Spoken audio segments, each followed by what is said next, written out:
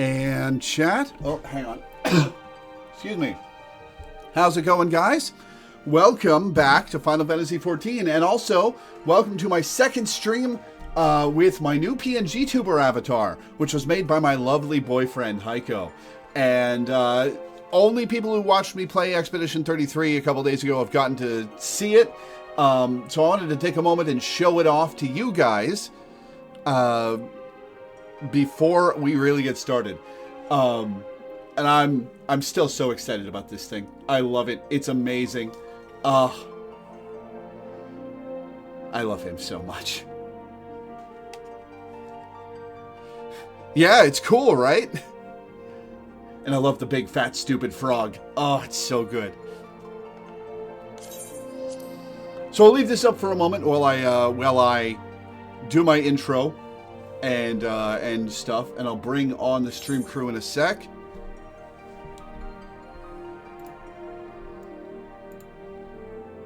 Beep boop. Hello. How's it going, guys? Pretty good. All right, thanks. Yeah. Yeah, we were talking about rivals a little bit before you got on. Yes, talk about rivals with me. Yeah. The viewers love it when we do that. Yeah, well, and also I have places to be, so we're going to not do that today. But yes, I think I talked to you about this already, but like I was expressing my frustration as a healer playing with players who don't understand how Blade works. Because Blade has a button he can press that makes himself unable to be healed, and when you're the healer, it's your job to heal people, and people just make themselves unhealable. It's like, well, now you're gonna die, and I can't help you. Yeah. Wait, does it shut off incoming healing entirely? I thought it just gave a debuff. It's a strong debuff. Yeah, like 40%, right? Yeah. So, Because he's supposed to use it to supplement incoming healing with his lifesteal. Yes. But like if they just run around with that 24/7, like if they're getting healed at 40%, I'm not gonna save you when you start taking damage. I haven't gotten to play with the The blade agenda yet. for today is Near Epilogue and the Eden quest that unlocks the little intermission Eden quest. And then after I depart, Laura will be doing some role quests. Class quests, rather. I was about to say class quests are the same as job quests, but you said role quests, so Yeah. criticism of you retracted. Yeah. I still think that that's a distinction without a difference. The class quest It versus is. job quest Well, thing. yeah, it's It is, but like there is in fact a difference between role quests and class quests. If I had said job quests, I would have just like let job quest hang, because yes, there is really no difference between classes and jobs. But Yeah. but Yeah, do think I have so heard I about recommend- I have heard about the Homestuck drama. Gio's a good friend. Yeah. It's horrifying what he's been through, but we're not going to talk about it on stream because it's incredibly stressful. So Yeah. we're just gonna leave that off. I don't like seeing him go through what he's gone through, and with the lack of my ability to do anything about it, I'm just gonna not dwell on it for the moment. Talk to him when he needs it, but not on stream. Yeah. no, you'll have to fill me in on that because I'm not familiar with. What Well, happened. I'll send you the link to. It's pretty horrifying what he's been through. Yeah.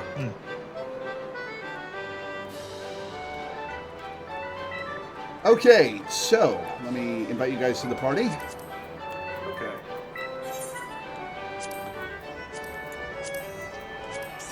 And off to Comra for the last time. Oh my god, somebody's messaging me on Facebook. I'm gonna mute that tab. Hang on. Nobody usually messages me on Facebook, so I don't usually have to mute that tab.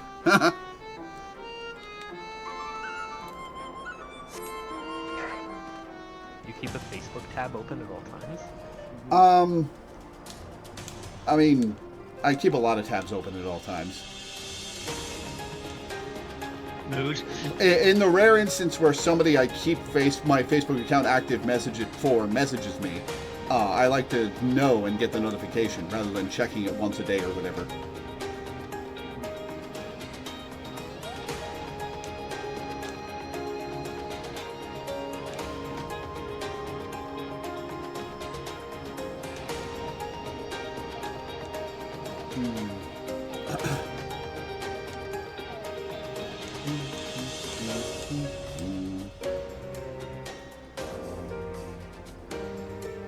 Oh, also, I turned 37 2 days ago.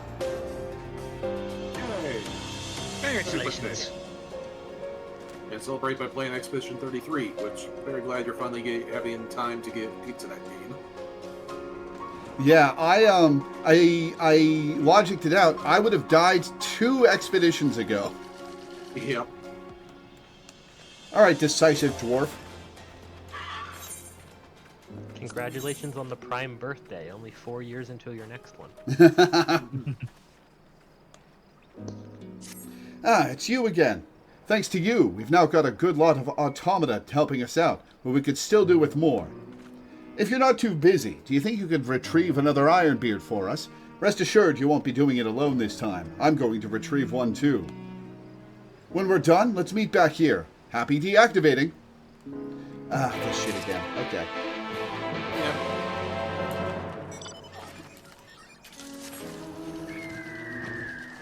Well, you've got your Ironbeard right there. Why don't you just turn that one in? I think Yoko Taro's true trick is making us all last all the way backwards through the areas.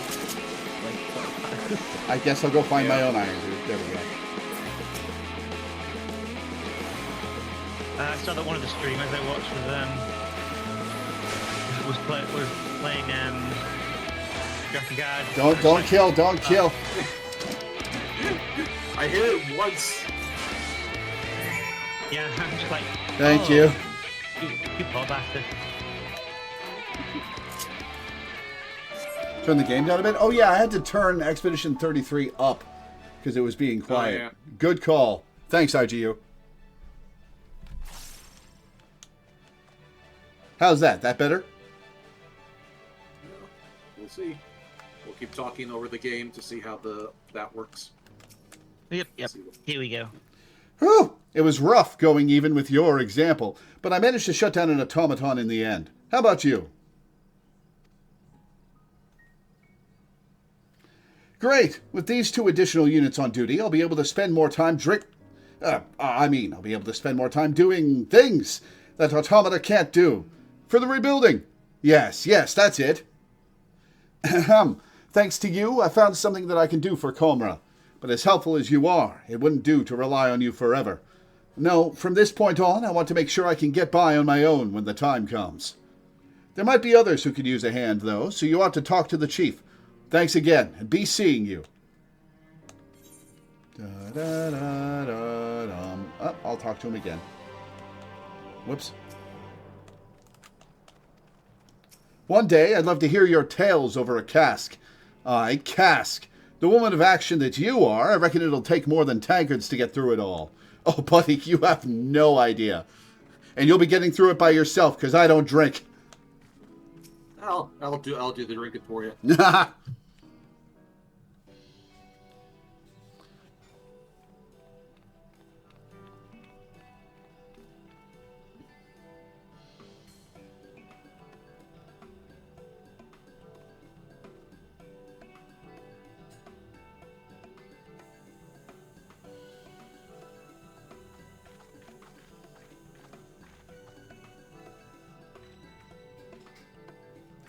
Lolly, we've done it, ho, Lore. We've restored Comra to the way it was.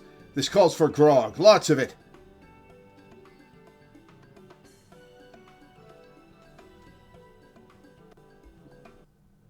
We probably shouldn't tell the Thalls. But before I drink myself silly, I should put this in surer hands. It's another recording device from Konog.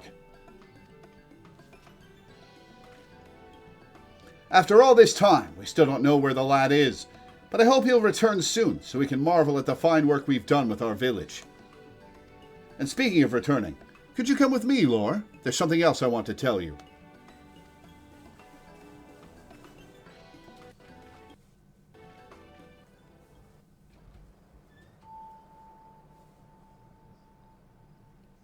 Some days ago, Glag suddenly vanished from the village. I rounded up a crew of my miners, and together we set out to find him. His trail led us deep into the machine's base inside the crater, to the place where we encountered that strange white orb. It was there that we found Glag, lying face down and unmoving. We rushed to his aid, but before we could so much as roll him over, he got up and proceeded to walk off in the direction of the village, as if we weren't there, as if nothing had happened. Since then, Glag's been back to his normal self, as far as anyone can tell at any rate. We've no idea what brought on those bursts of strange behavior. Perhaps the man just had too much to drink. Perhaps it was something else. But whatever it was, we've decided to keep things quiet and leave well enough alone. You're one of the few privy to the situation, so I thought I should let you know how it ended. Well, that's a little anticlimactic. There's got to be more to it from here on. The whole thing, like, I wonder if this whole, like, Glad storyline is, like, a low-key reference to Dwarf Fortress. Huh. Ha! You know what I mean, though? Because, like, for those of you who don't know, because it's, like, a ancient meme at this point, but, like, there's a whole, like, one of the charms of that game is that it's a game about running a fortress full of dwarves, and one of the charms of the game is that your dwarves sometimes just go insane, and crazy shit happens when they do that. Welcome to Boat Murdered. Yeah. And so, like, there are all kinds of, like, internet tales of, like, you know, my fortress is going along swimmingly, and then one dwarf went insane and started turning all of the cats into pottery. And it's like, what? That's, what is this game? In Drakengard near, there's also something called red eye disease that the dwarves are showing symptoms of. Yeah, my favorite dwarf story about Dwarf Fortress story was the guy settled in this location, and then it started snowing elf blood. Then and by the end of it, a vampire who had never set foot inside the fortress was mayor. All right. And sometimes dwarves will go insane if they're otherwise perfectly fine, but they become artistically inspired and have no access to the materials by which they specifically need to make their creation. Huh. Yeah. Yeah, this whole storyline just makes me think of Dwarf Fortress. I don't know if that's intentional, but it's there. I also want to thank you again. You truly have a beard of gold, Lore, and we wouldn't have been able to rebuild our village without you. The way I see it, this place is as much your home as it is ours. So no matter where you go, know that there will always be a tankard of ale waiting here for you.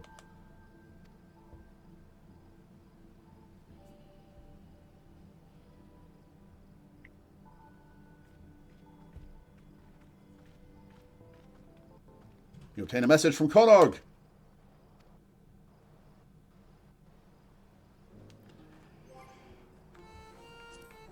Collection, portable archive. Message from Konog 6. For as long as I can remember, it's been just the two of us. Hardly anyone even bothered to be kind to us. But we always had each other. When I was with Anog, there was nothing to fear. What my sister wanted most was to get revenge on the world that had done this to us. I can't accept that the world got her first. I won't. Oh. Uh-oh. Yeah.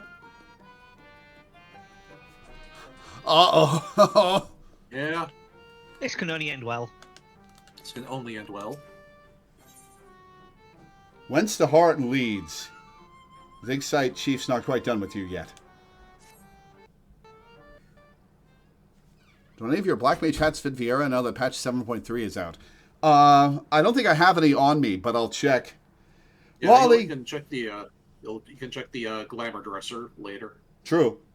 Lolly, I can't thank you enough, ho. Comra is looking like its old self again. Better, if we're honest. You can see that for yourself, though, so let me tell you something you don't know. I hear that automata of dwarven make have been spotted about Yulmore of late. Signature frog motif and all. Yeah, what's with the frog thing? Now, where would those city folk have gotten their hands on artisanry like that? We certainly haven't been peddling them to outsiders, you aside. I can think of one dwarf who might be, though. One with the right skills and little else to his name.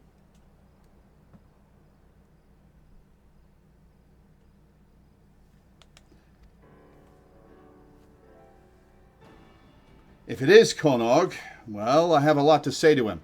I'm sorry, for starters. And it'd be nice to see if he could... It'd be nice if he could see how far we've come. The new Comra. I like to think he'd be happy here. Well, if his messages have anything to say about it, probably not. Anyway, seeing as you're the worldly sort, I doubt you'll have too much trouble picking up his trail in Yulemore. Let me know what you find.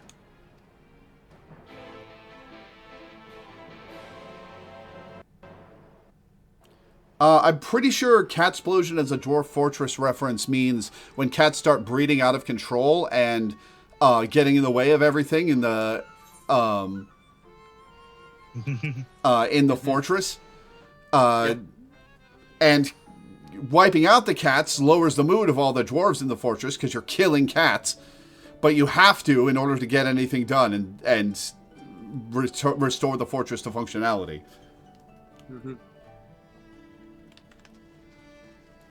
Yeah, there are lots of funny ways that things can spiral out of control, and the Catsplosion is one of them.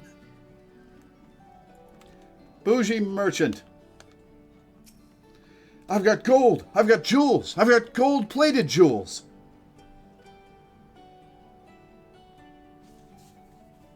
Not interested in my wares? Pity.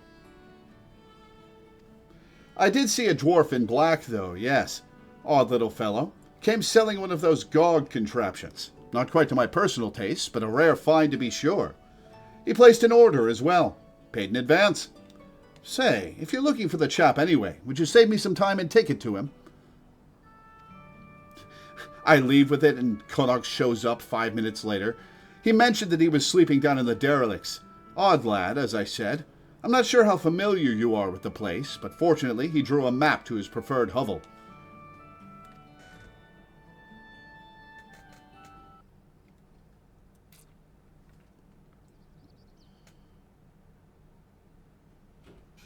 That paper is not touching my hand.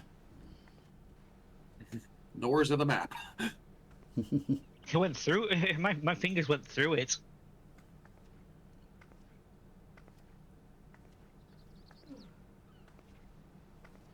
It's how you avoid germs. You just levitate everything in front of you. I would fucking love that. Oh my god. Oh, dramatic That music. makes so many things easier. Wait just a little, Anog. Wait just a little longer, Anog. With the machine's technology, I can bring you back. I will.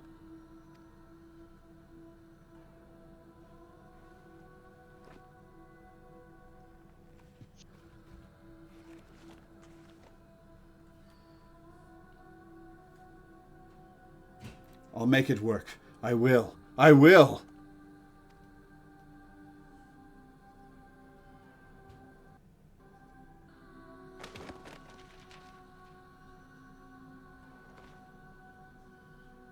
I can't.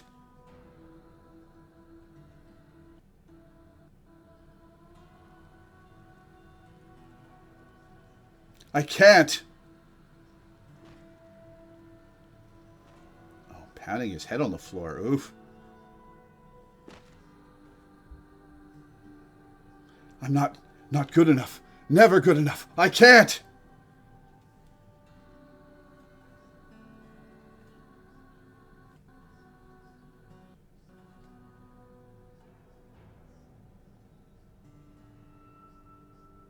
Anog, I can't do this. I can't live in a world without you. I just can't.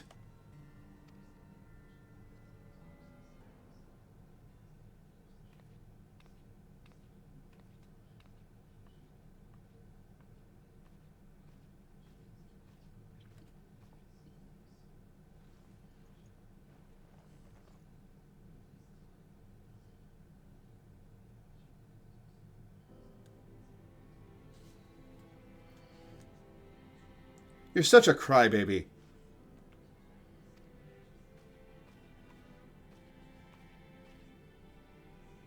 Anog? The one and... well, suffice it to say that I'm back. Thanks to your hard work and my innate genius, of course. Is this a hallucination as he starves to death? I wouldn't put it past Yoko Taro.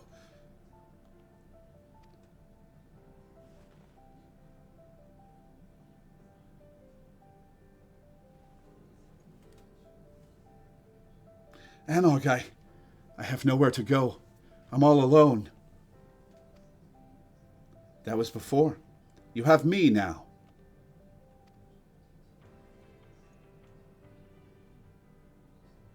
And don't you dare say we have nowhere to go. There's a whole world waiting for us, Konog.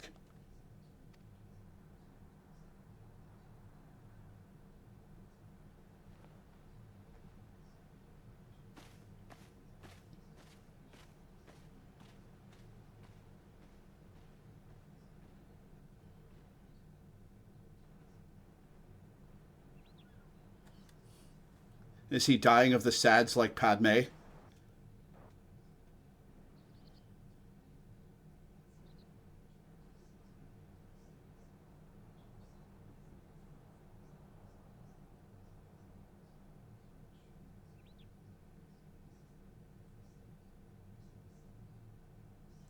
Percent allied with Anog versus Konog. 12. Yeah, remember like 3 months ago when we had to decide whether we were going to side with Anog or Konog in that one argument they had? Uh-huh. Does that determine which of them dies? No. It determines nothing. Oh. Most people sided with Anog. Yeah, everyone was just like, I like Anog better. Remarkably consistently, too. Like... Yeah. I sided with Konog on my first time. I think I sided with Anog, just on the logic of, like, the adventurer instinct is usually correct in these sorts of situations. And I don't know that that was even, well, I mean, there was no consequences one way or the other, so it didn't really matter. But, like, usually in a fantasy adventure game, siding with the fantasy adventurer, it works out. I was part of the 68%. Yeah. Yeah. Also, it's weird to see. It's weird to see them without their helmets. Apparently, I was part of the 32%. Yeah. So, is this updated as more people do this, or is this the stats as of when this happened? Lights. 69, 69, 69, 69, 69, 68. It is updated because it has like because like this line has some of the servers that didn't exist when the raid did. Ah, so people just consistently prefer Anog. You're a dark apocalypse. So I don't know how often it gets updated, but it does get updated. The end. There was a at the top of the credits there was a 525, which might indicate that this was updated on May 25th, but I don't know. I don't know if that's real or no. Or if we got ending E. Woohoo! St. Ferrum says it supposedly changes the ending, but every server has Anog ahead, so if there is a different ending, no one other than the devs have ever seen it.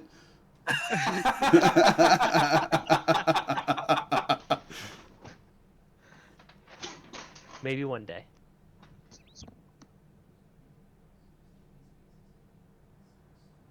That's funny. Loreweaver walking into the hovel like, damn, what the hell? So, surely someone could like data mine the other ending if there is one.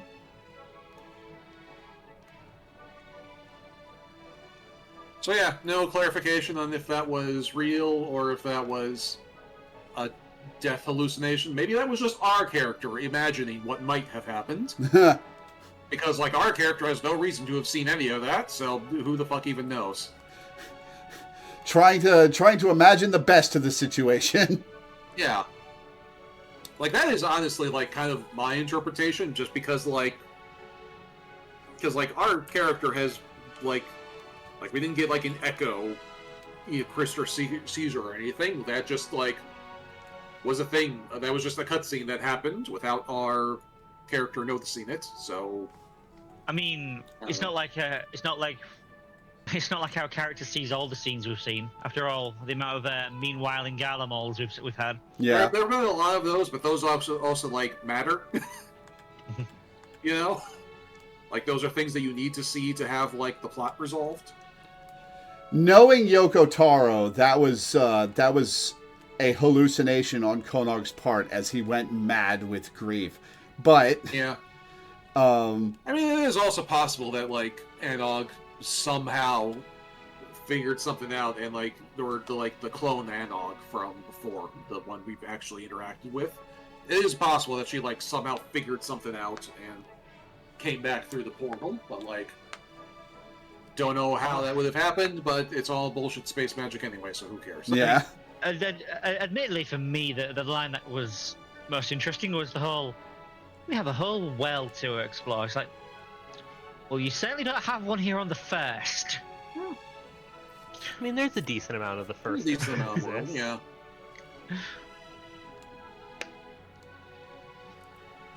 Honestly, there's another ending, but Yoko Taro managed to engineer people's opinions on a choice that could only be made collectively, such that no one will ever see it. Feels like how we do it. Yeah. Yeah, true. Well, there's also it was not a foregone conclusion that most people would side with Analog. I don't think that's just sort of like I assume those 2/3 of people just like kind of use the same logic I did, where it's like, well, we're on an adventure, let's side with the adventurer. But like Yoko Taro probably counted on some of his fans being like, Anog is probably full of shit. Let's side with the pessimist. Yeah. My Garnet is very interested in Konog's cooling stew. Should I let her have a sip? I don't know. Anyway. All right, so what next? Do you have time to do the... You still have to actually turn in the quest lore. Oh. I teleported to where we're going. You can just accept my teleport.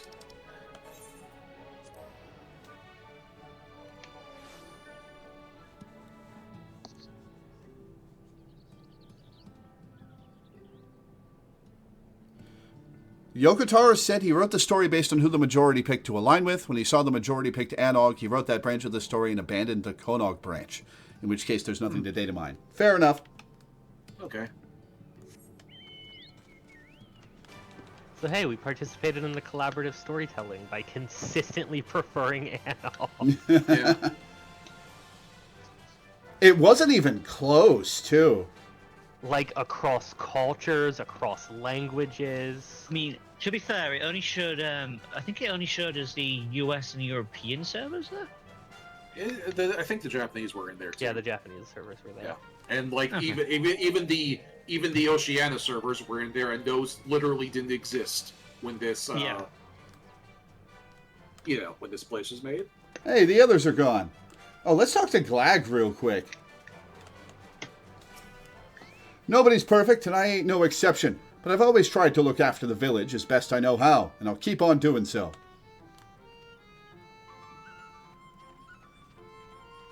Why are you stancing up on the dig site, Chief Dai? Okay, my thought's pretty.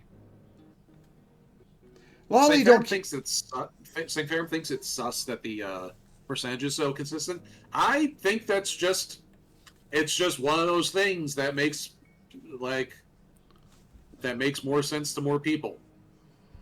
Because why would there be a big difference other than like a big sweeping cultural norm? Like I could maybe see there being a big difference between like Japan and the rest of the world, but that's the only thing, you know?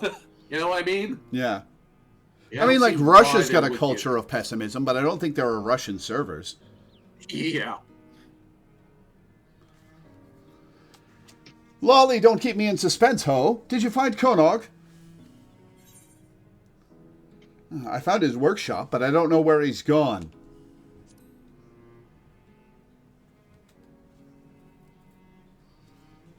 That's disappointing. Still, I appreciate you letting me know all the same.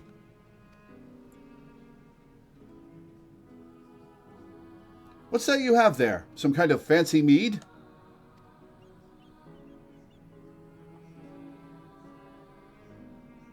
Konog. But what's it for? Aside from the obvious, I mean. Ooh.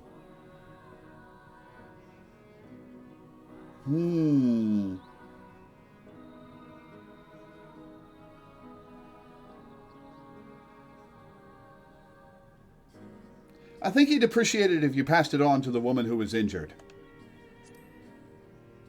Yeah, I think option 2 implies that you have any reason to believe Kanog would come home, which we really don't. Yeah. I will. I only wish things hadn't turned out like this. What happened to the village was bad enough, but then everyone was at each other's throats, and Enog and Konog were gone. Don't even get me started on the Glag debacle.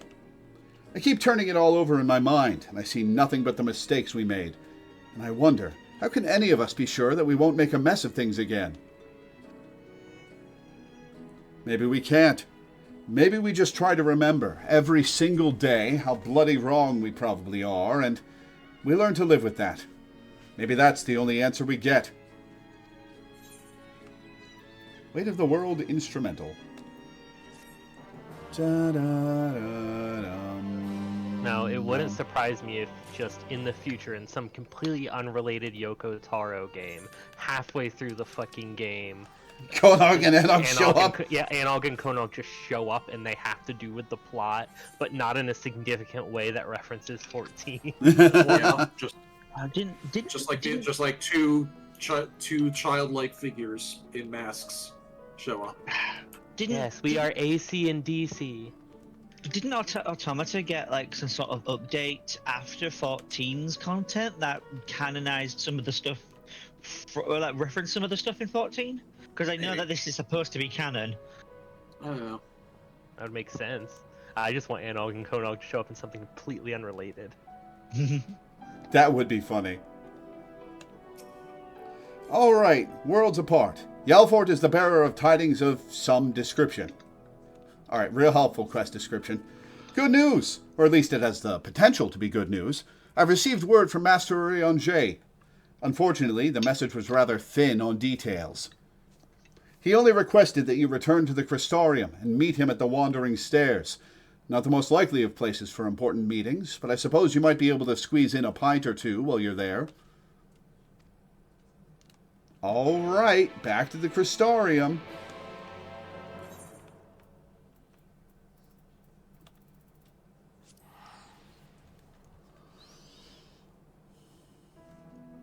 He makes everything canon. Doesn't he collect porn of his characters, too? Probably. Which, like, relatable.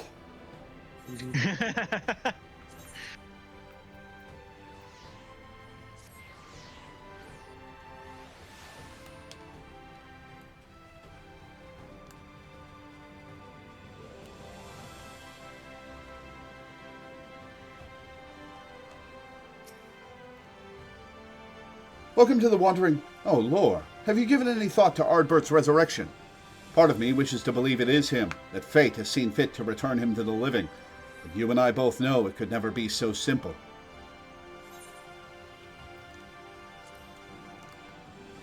Alright, where... Oh, yeah. God damn it! How am I to enjoy my drink with all that hooting and howling?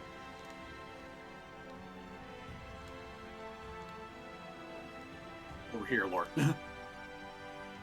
Ah, it's a destination marker. Okay.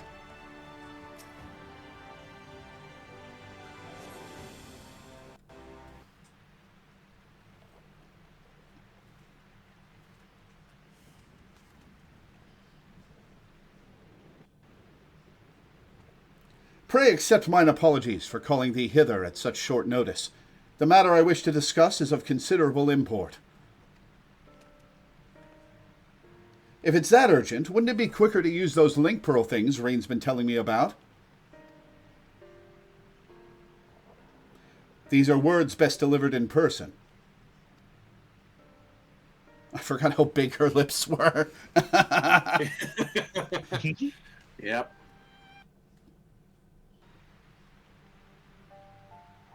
Did something happen to the empty? Not that doth warrant our immediate attention. The elements are in a state of equilibrium, and the propagation of flora continues apace. So what's this about, then? As thou art aware, we are not of this world, hailing from what is referred to as the Source. However, unlike Lore, Thancred and I exist only as ether, given corporeal form. Our bodies remaineth on the Source, though the thread that binds us to them doth grow weaker with the passage of time. And if you stay here too long, you might never be able to return. Precisely. Now, with the wheels of change and the empty set in motion, we believe this a fitting juncture to take our leave. We shall but regret not being present to see the transformation reach its completion.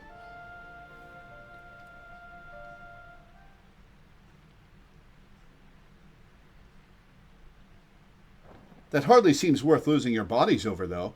If you have to go back to your own world, who are we to stop you? I always knew this day would come.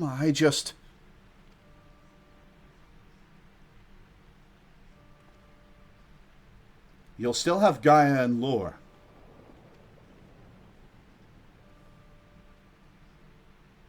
I know that you'll see this through to the end, together.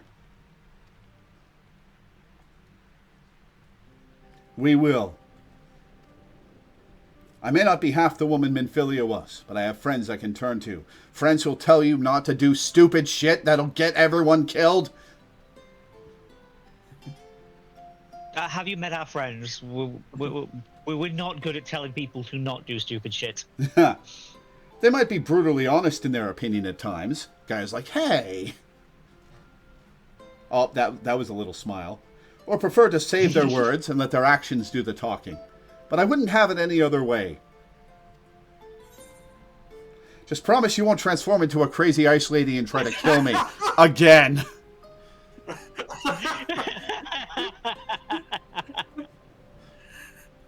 Though I can't say with the future... As soon as I saw that option, I knew there was no way Lore was picking anything else. Yeah. We're still on that. Yep. Though I can't say what the future might bring. No doubt Reen and Gaia will need your support in the days to come. Alas, the mysteries surrounding the fairy are yet to be solved.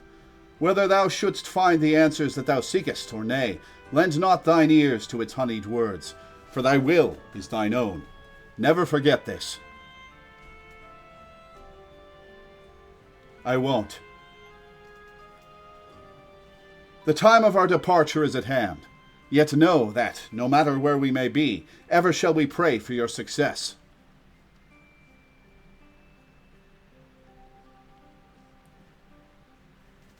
With Urianger and Thancred set to leave the first, it seems wise to share this development with Yalfort, who will continue to oversee expeditions into the empty.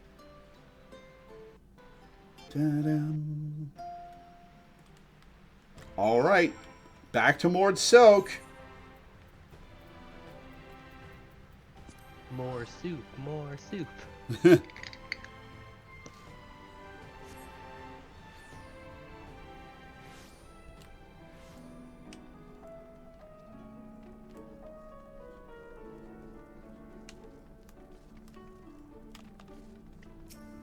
You're back sooner than expected. Is everything all right?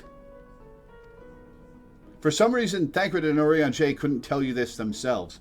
Oh dear, that's rather unfortunate. I dare say it's something jolly important for them to leave in such a hurry. In any case, I wish them the best of luck, wherever their work may take them. I shall remain here and hold the fort, as it were, and make the necessary provisions should any further forays into the empty be required. Safe travels, Mistress Lore. Blue Fields Orchestrion roll. Oh yeah, I was going to check for hats. Yeah, let's do that before I leave. We'll have to go to a different inn other than the Crystarium because it's occupied by a quest right now. Yep. I always go to New Gridania anyway. You could also check a market board as well. That's true. So somebody should link the. Somebody should look. Hang on. Words escaped me. Somebody should link the Mistress Matoya hat to see if that works. Because if it does and you like it, I do have a code for it. Mm-hmm. I kind of like my character design and don't think I'll be using hats, but I would like to see. You have been browbeaten into accepting that you will never have a cool black mage hat. And now you can have a cool black mage hat. Well, you can have a cool black mage hat. If All right, Cynthia's hats. on, I know that Cynthia has that hat, so they could link it to you, but... Yep, the hat works. It Which hides my one? ears and my face. Remember The hiding antiquated 7th Hell Pitassos works. I remember hiding the ears is like an option in the menu, but I don't remember Yeah, where or how. it's like a to do it. sub-menu of the hat toggle, I think. So, check that.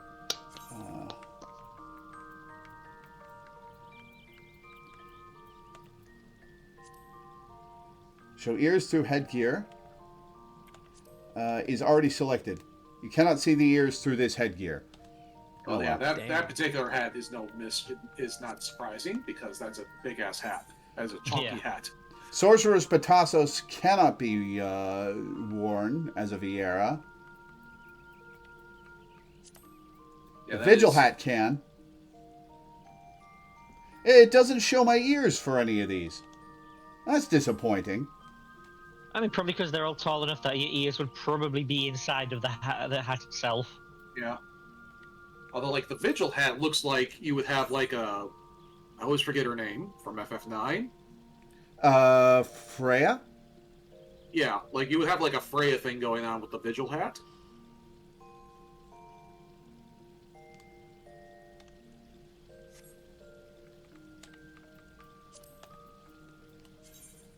Yeah, that hat is not big enough to hold my big fucking ears. Oh well.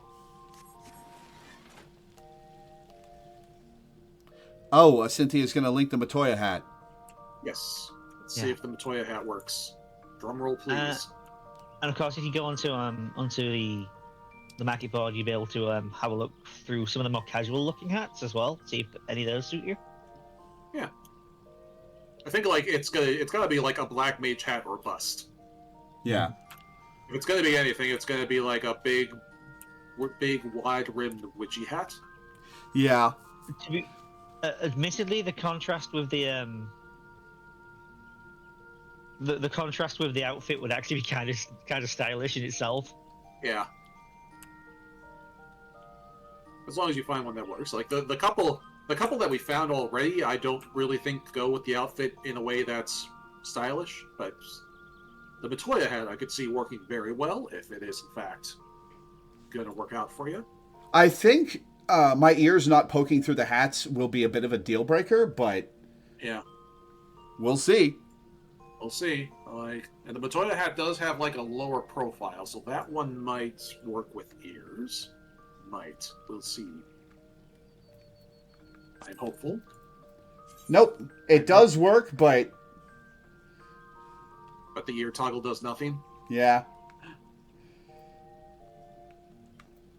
Oh, I wish that they could have ears show through those hats. Yeah. I'm just glad that we've got the hats now. Yeah. Yeah. Actually, thinking about it, Bryn can wear hats now. Jeez. Oh yeah, yeah. Bryn can wear hats now too. Oh, yeah. Is the Matoya hat dyeable? No. It is a nice hat. Chris Blurker casting exists with ears. Oh, let me take a look at that. Let's see if that has a good hat. One moment. Here, I'm going to link something in FGC chat as well.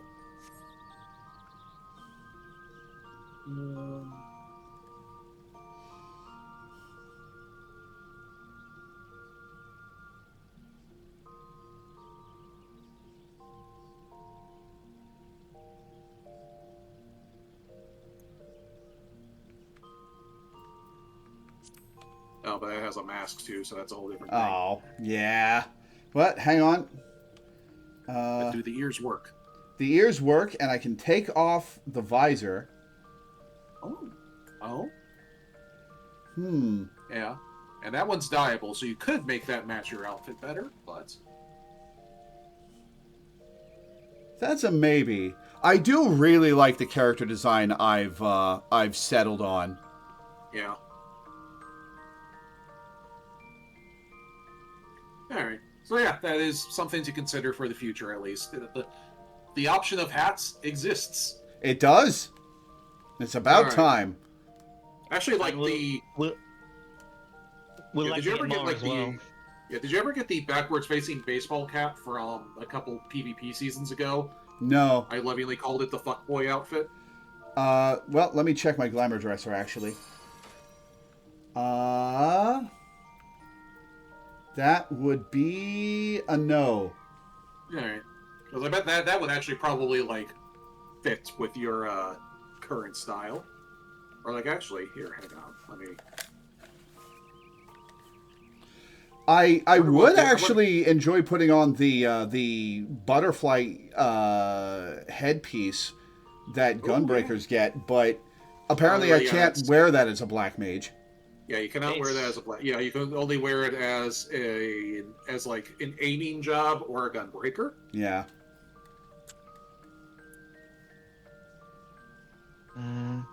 Yeah, definitely have a quick look at the on the market board at the level 1 stuff, because that's all glamour stuff.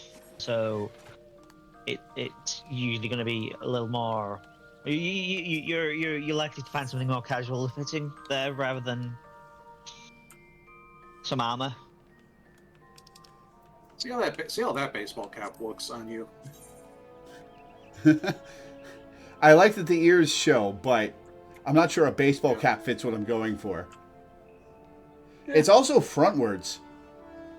Yeah, that's I cannot. Yeah, the one I was talking about is not going to be on the market board because that's not how it works. I found a different casual hat. Oh God, I can take my ears away with the cap. Just amputate her fucking ears. With a tiny hat is kind of cursed. Yeah.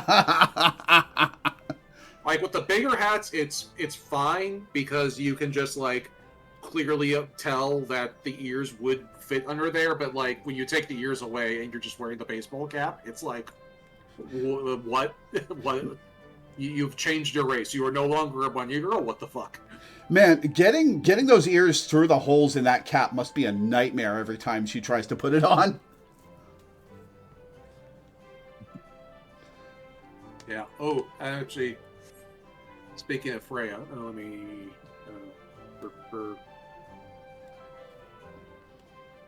I'm standing next to a red mage who has a hat that really does make her look like Freya. Oh, did you just paste a screenshot? No, I'm gonna paste you. I'm gonna try and link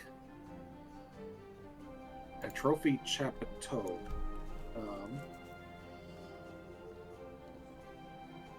Does that work? No, that doesn't work.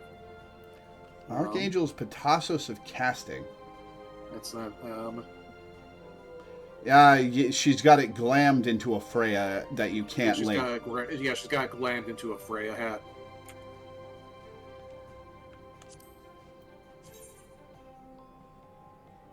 Man, the wizard hats not showing Viera ears is such a mistake, design-wise. Yeah, it's... The problem is, like, they're not moving the ears for any of the hats, so it would kind of just...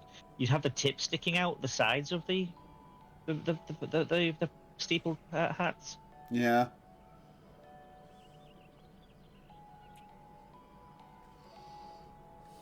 Oh, well.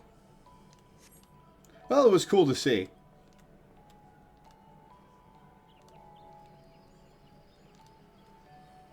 All right, anybody got any more hats they want to link me to try on?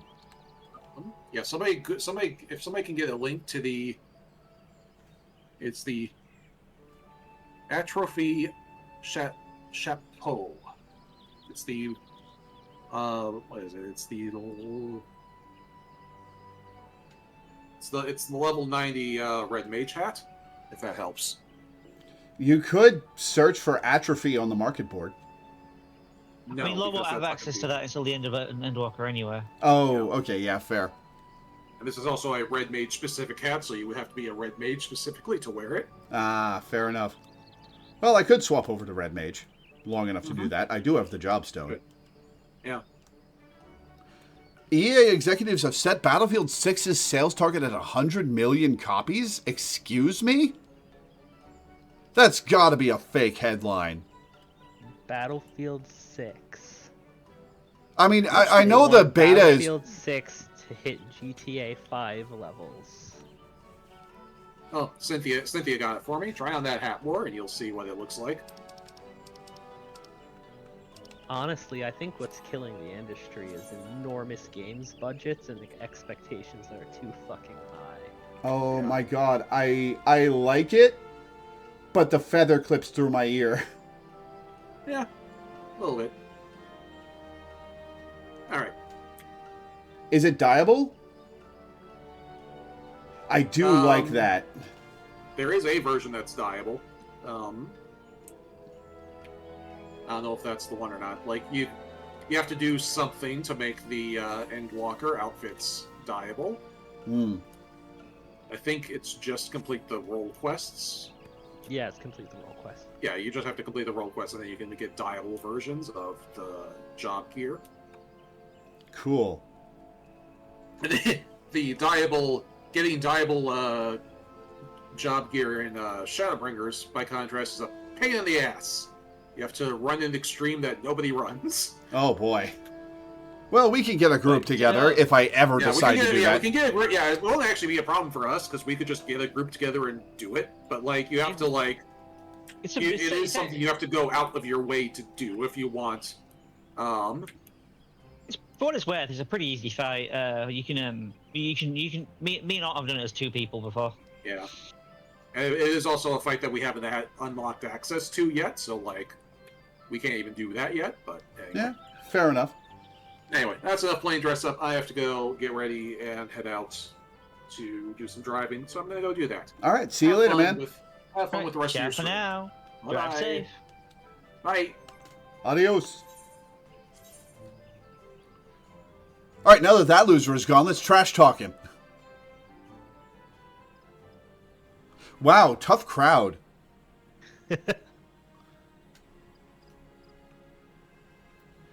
Okay, what were we doing? We were doing Archer last time.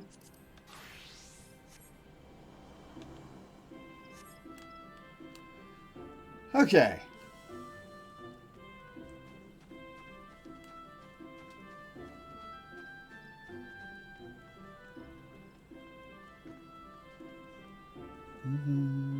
That was a loud silence, yeah. I'm unsure which ones you need. No. I was saying we were talking about the silence about me joking about trash talking Minda. Oh. Which was a joke you two did not care for. Well, they can't all be winners. Jerk. That's part of the fun, right? All right, to catch a poacher, level 20 quest. You come at a good time, Lore. I have a task for you. A petition has arrived from the proprietor of Buscaron's Druthers out in the South Shroud. The petitioner, Buscaron himself, has requested our assistance in dealing with a gang of poachers. I would have the 3 of you meet with him and investigate his claims. The 3 of us? You mean Lore, myself, and... It would be better if I went alone, Lucian. The Makote and the other one will only encumber me. No, Silver, you will go as 3. Also, it is past time you recognized Lore as a fellow archer. I will not. I have held my tongue on the matter of her continued presence here, but I will bend no further. Who in the 7 hells do you think you are? Bolord Lewin? That's a name I recognize. In case you've forgotten, you aren't even a Quiverman anymore. That may be, but I have shed blood defending our borders, unlike you, savage. God, this guy sucks so much. What Savage. the hell is up with the Gridania class quests? And just being like, by the way, racism, xenophobia, xenophobia. Yeah. Savage, you know nothing about me, you bigoted son of a... Enough. But one more word, and you shall have cause to regret your petulance. The three of you will go to Buscaron Struthers in the South Shroud. Now, out of my sight.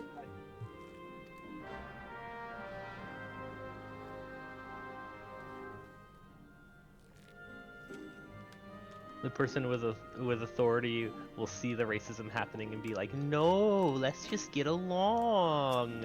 I think that was her telling Silver to shut the fuck up, and not either of us. She just happened to be interrupting the the cat girl that was talking back. Yeah. The world can seem clearer when viewed down an arrow's shaft, but an archer must think of more than just the target. Okay, no new dialogue for the current quest state. Buscaron.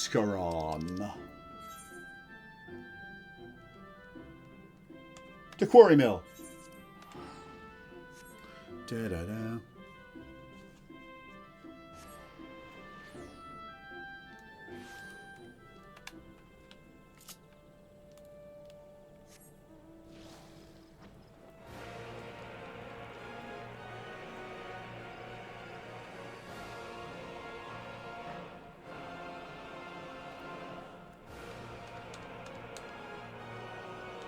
Dramatic music that ends just as it gets going. Buscaron.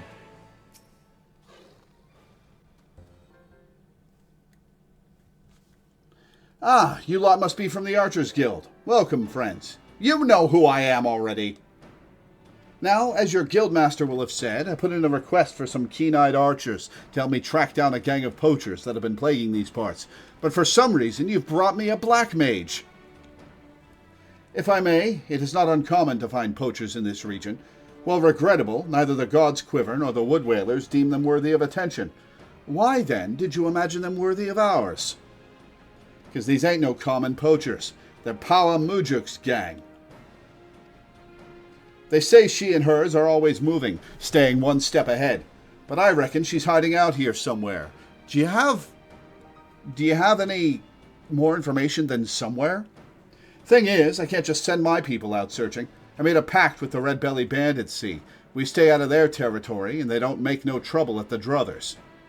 That being so, if I summoned the massed ranks of the Whalers and the Quivermen, all seven hells would swiftly break loose, assuming they thought the matter worthy of their attention, of course. Needless to say, that's not an option. As luck would have it, though, I've got 3 keen-eyed archers to take care of things instead, and all without raising no alarms. We understand. You may leave the matter to us. Leia, Lore, split up and scour the area for any sign of the poachers. Should you discover anything, return here and wait. We will reconvene to compare our findings ere long. Go. You're not the boss of us! Proceeds to do exactly what he said anyway.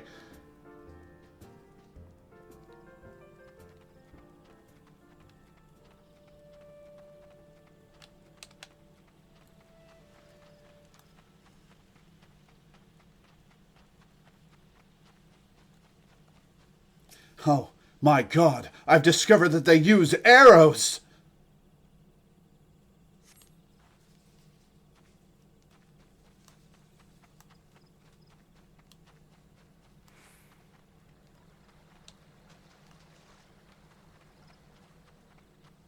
Iron Lake Trap.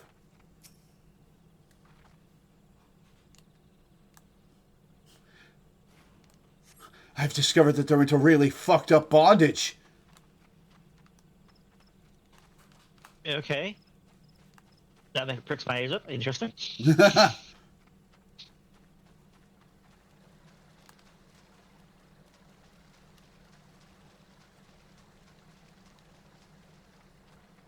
As opposed to normal bondage? Yeah. Listen, an iron leg Where's the trap line? is... I think the iron leg trap is iron on the leg far trap. side You're of the talking about line. some Saw shit. Yeah, you're talking about some Saw shit. Okay. Yeah. Me when I'm trying to catch a bear, so I put out the iron leg trap.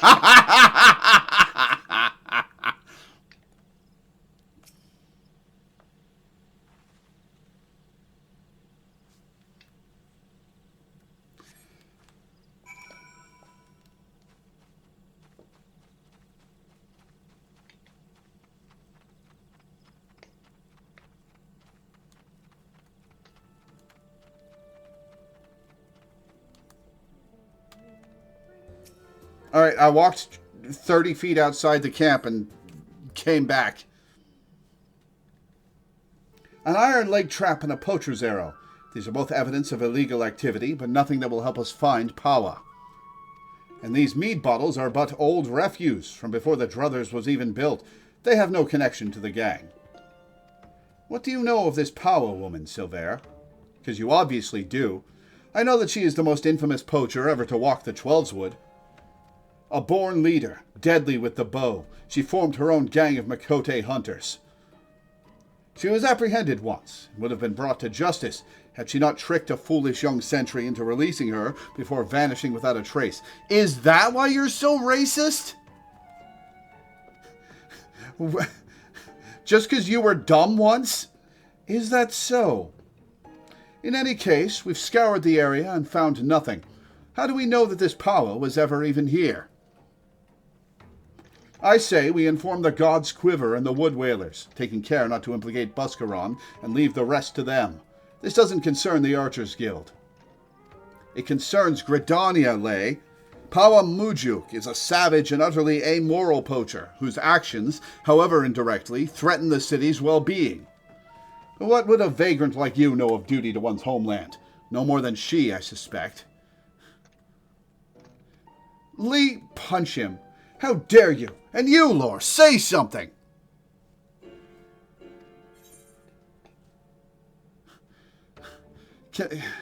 I want to tell him that he's an asshole, but he's right that we should track this lady down. Now is not the time for this.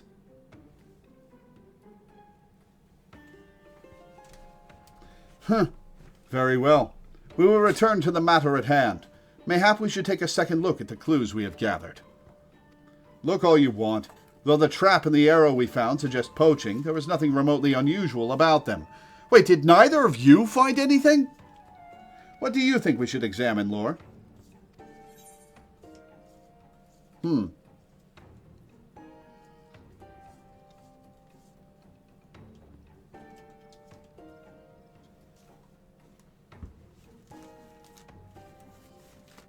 I don't know.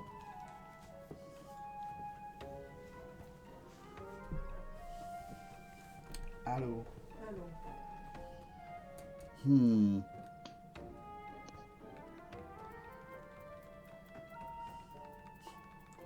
God, I'm Trails in the Sky brained. I'm like, I must pick the correct option, or I won't get as good a result in my evaluation later. You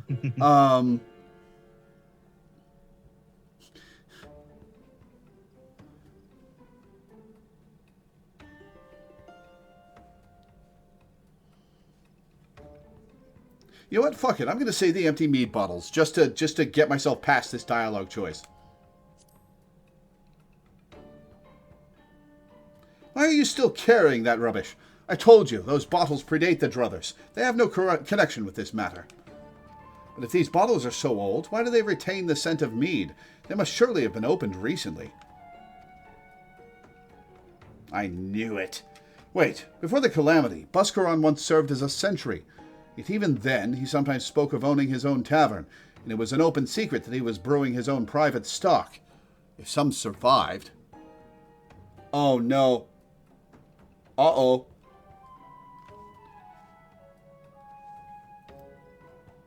Seemed to have just been a little hiccup. You also had, like, your sentence kind of exploded into robot noise for a moment in Discord as well, but you're fine now. Okay. Well, frames have stopped dropping in OBS. And chat says it's back. if some survived. Of course, Buscaron's Scar, his old lookout post. It may not be Pawa Mujuk, but we must investigate at once. Da-da-da-dum-dum. Da-da-da-da-da-dum-ba-dum-bum-bum-bum.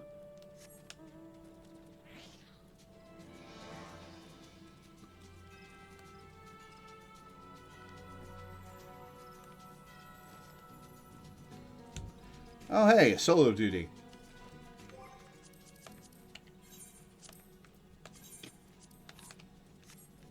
Huh. Teddy's in a cutscene. What cutscene could you possibly be looking at that you haven't seen before? The game got an update on Tuesday. Oh, right. I somehow assumed you guys would have gone through that already. I've been working on my game and stuff. Oh, yeah, true enough. Me and the boyfriends are through most of it. We did some of the new Extreme Blind together. Nice.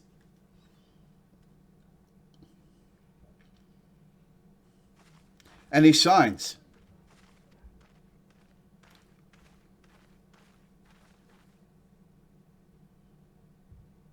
Look, the ground is covered in Makote footprints. Lei, do you have cat feet? Do you have paws? How do you know they're Makote footprints? These tracks are fresh, very fresh. I'll wager the bandits were alerted to our coming and fled. Else they're hiding near.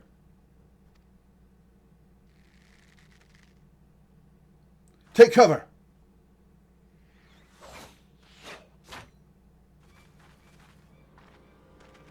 Huh? And there I was thinking we'd caught ourselves some of them meddling bloody masqueraders. Not that I'm complaining. Hiding your face is downright bloody rude when you ain't been introduced. Speaking of ill manners, don't you know it ain't decent to barge your way into a lady's bedchamber without knocking? Can you get this skin tone on a Makote?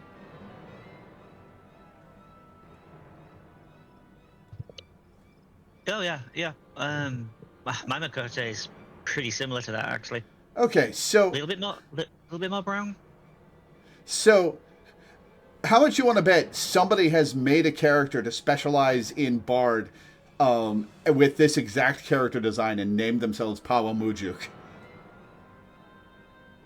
I'll find out. Right, I forgot you could do that.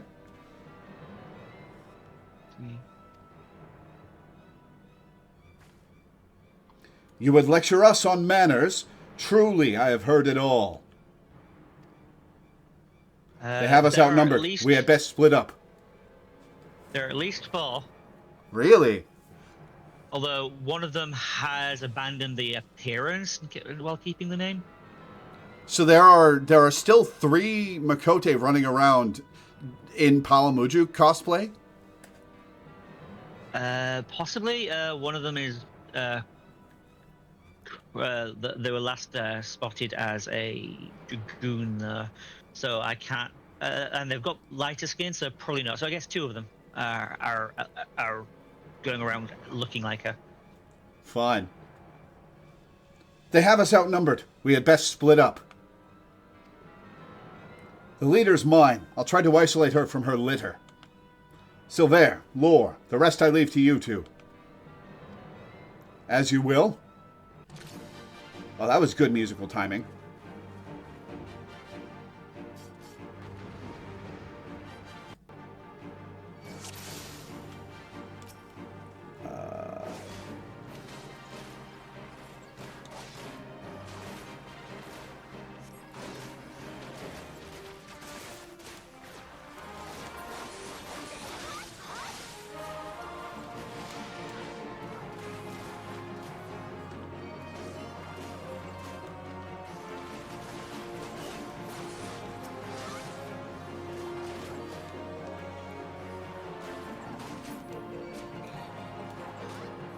Ah, there's some more.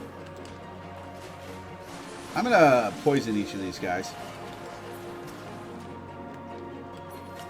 Oh my god, target this conjurer. What the hell?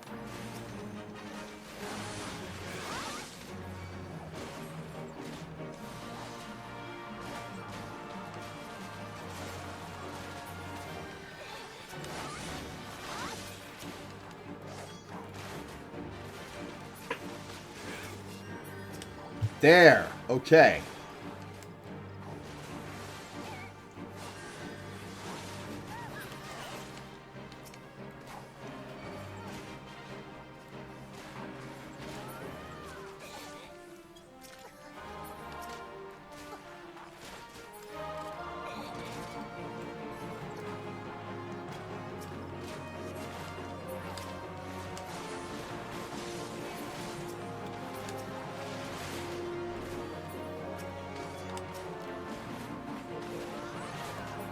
All right, healer, come here.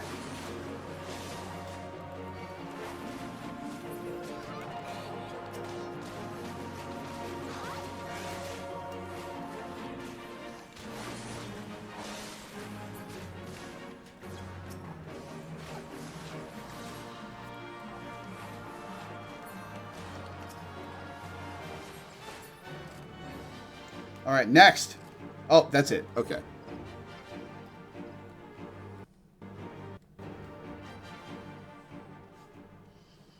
Well, is that the last of them? Have you seen Oleopo?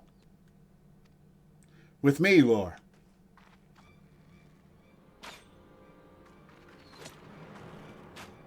Oh, shit.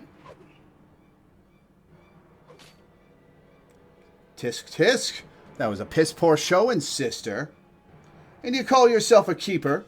A hunter with no fangs ain't nothing but prey. No.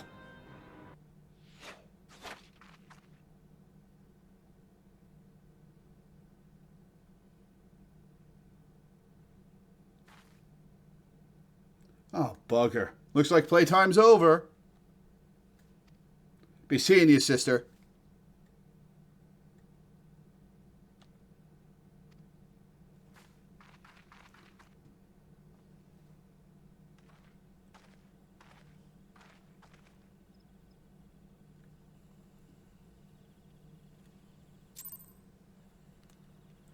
Your level is no longer synced. So it was Pawa Mujuk after all. Buscaron must be informed. Pawa Mujuk, I was no match for her. All right, back we go.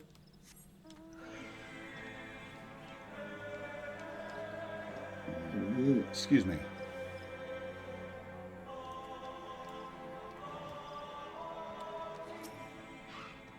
Seven hells! They were at my old post, and they drank my old mead?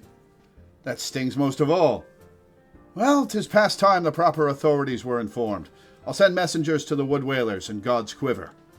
The Red Belly Bandits won't like it one bit, but I'll see they're told exactly who the military is after. I only hope it'll be enough. Of course, Pawa Mujuk's no fool.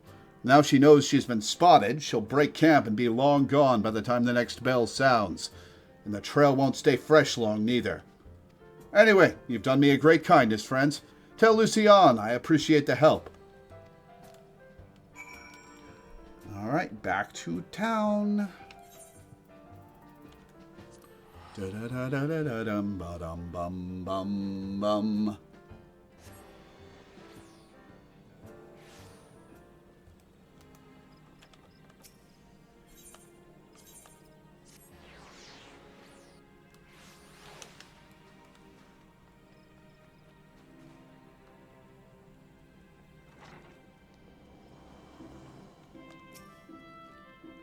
Welcome back, Lore. Silver tells me that you encountered Pawa Mujuk. No Gridanian could fail to recognize that name, so oft has it been spoken, and with such bitterness. I fear we lack the strength to face her ourselves.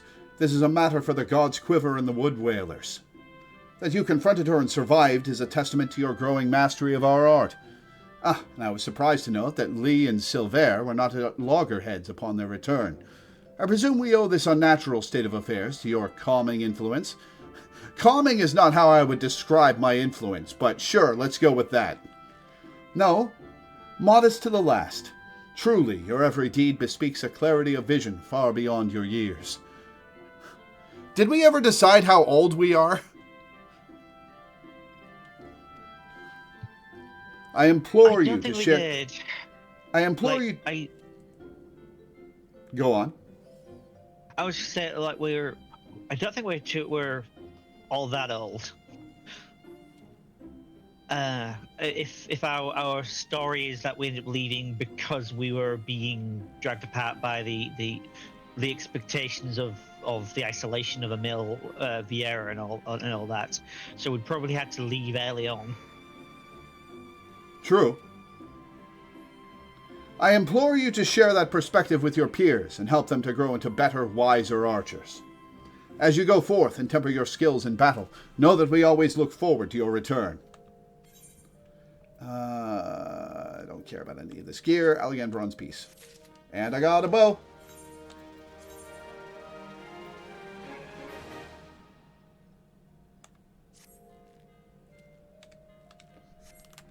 All right, Lucian. Homecoming. Ah, Lore, I had hoped you would come. You may be able to help. I am concerned about Lee and Silver. They show signs of losing perspective, and, well, mayhap it is best you see for yourself. I cannot help but feel that both would benefit from your counsel. Consider this a personal request, Lore. Ta-dum.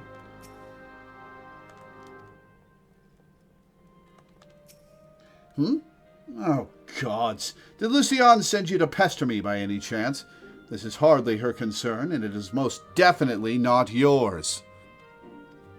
If you must know, I have decided to leave the guild. I mean to track down Pawa Mujuk and finish what we started. The gods Quiver and Wood Whalers seem content to ignore our warnings, but I will not let her escape again. I already made that mistake once, and it cost me my place in the gods Quiver. Aye, the foolish young sentry of whom I once spoke. He was me. We had her, Lore. There was no escape. But then she began to wail about a wounded comrade, one who would surely die without her help. She looked me straight in the eye and begged. And I blinked. I failed to see through the most elementary ruse. I failed Gridania and the gods Quiver. And while that can never be forgiven, mayhap I can reclaim a measure of honor by stopping her. But a wanderer like you would not understand what it means to betray your people.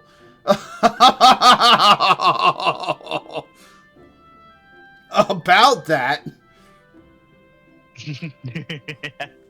Worry not. I do not intend to leave just yet. I will continue to gather information until I am certain of Mujuk's whereabouts. Make no mistake, though, it is only a matter of time.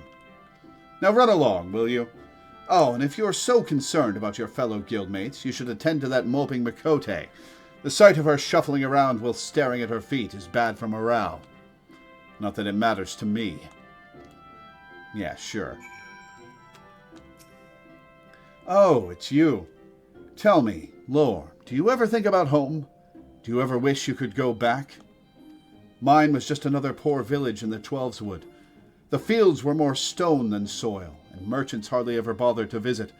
We didn't have a lot, but we didn't need it. And then the calamity came. I remember running, and the screams. It was so loud, Lore, so unbearably loud. And then I was here, in a strange city, surrounded by more people than I'd ever seen, and I didn't know any of them. But I knew how to hunt. I was always good at hunting, Lore, and the guild gave me a place to get better. At least I thought I had gotten better. Pawa Mujuk, she was so much more. Well, not all of us are Rendere, Lee. I've been thinking, Lore, that maybe this is a sign. Maybe Silver is right, and this guild, this city, is no place for an outsider like me. And so I've decided to leave. I'm glad to have known you, Lore, even if it was only for a short while. Forgive me if this is too selfish a request. But before I go, I would like to meet with you one last time. Alone in the South Shroud. These Gridanians would not understand. Nope,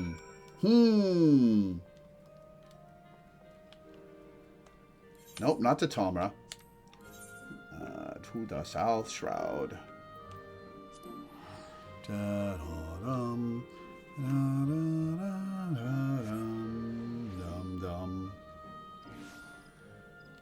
All right, she is over there.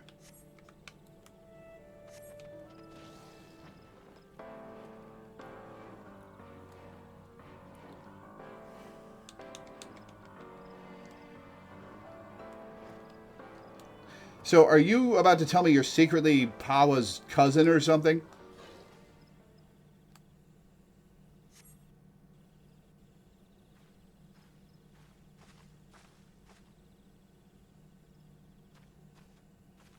No, don't hurt her.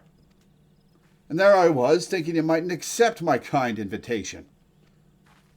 I don't recall inviting her, though. 'Tis rude to presume, missy, and I do so hate rudeness. Wait, it's not her fault, it's mine. I invited her. She's a member of the Archers Guild, like me, and she's not Gridanian. Ah, I do begin to recall her face. Aye, knows how to hold a bow, that one. Well, she ain't the typical recruit, but I reckon I might be willing to make an exception. No, it's not like that. I wanted to say goodbye. Lore, ever since I met Pawa, I've been at a loss, but I realize now that my place isn't at the guild with the Gridanians. They'll never accept me. This is where I belong, with my people, carrying on our traditions, our archery, not Gridania's. It's all I have left, Lore. So I'm going with Pawa. Maybe you don't understand now, but just promise me you won't tell Lucian or Silver. No promises there, Lee. The hells I won't. Lore! I had a feeling she might be harboring a few niggling objections. Worry not, sister. Put an arrow in her. No! Ain't no love lost twixt ye and the guild, is there? Then what's the problem with feathering a bloody venturer? No bugger'll miss her. I'll miss her, all right, so just stop. Dear me, and I had such high hopes for you, Miss Aliapo. Waste of bloody time. A keeper what's lost her nerves about as much use to me as a glass bow. Tell that to the Elder Scrolls Oblivion devs. But there's no sport in killing captured prey. I better not see neither of you again, because if I do, I'll show you what happens to prey what's daft enough to get caught twice. Away, sisters, away! How do you do it, Lore? How do you live in this place, with these people? And why do you even bother? What have they ever given you besides scorn? Well, what do you see in them, Lore? Even though you joined the guild after I did, you've come so far, so quickly. Maybe you've even surpassed me. I have to know how you've done it. I have to know what it is that I'm doing wrong. And there's only one way I can think of to find out. Meet me at the Bannock. No one would miss her, and other things they say about level 25 Warriors of Light.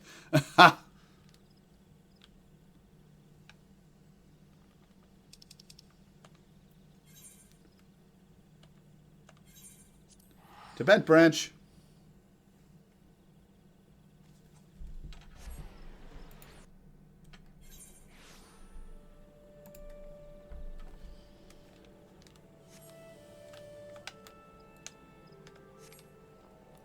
What? Why didn't it...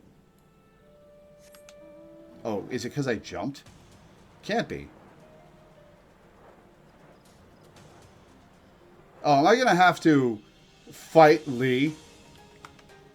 Alright, well, let's do it. Shall we begin, Lore? Then defend yourself. Show me what these people have taught you.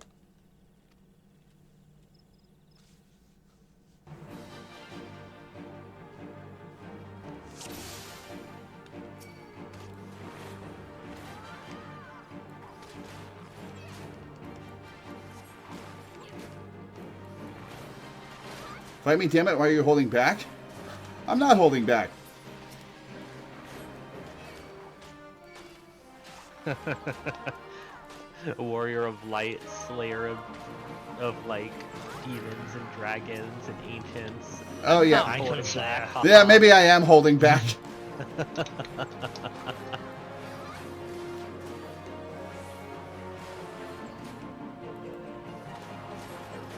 You've barely done any damage to me, Lee. Don't hold back. Casually uses an arrow to slice a tree in half. Looks back at Lee. Are you sure?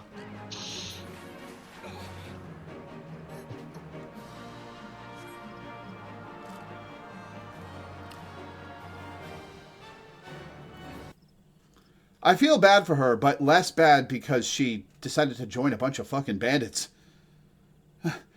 Whew, it's so simple. You have opened your eyes and looked beyond your master's faults. You've accepted their teachings and taken them to heart.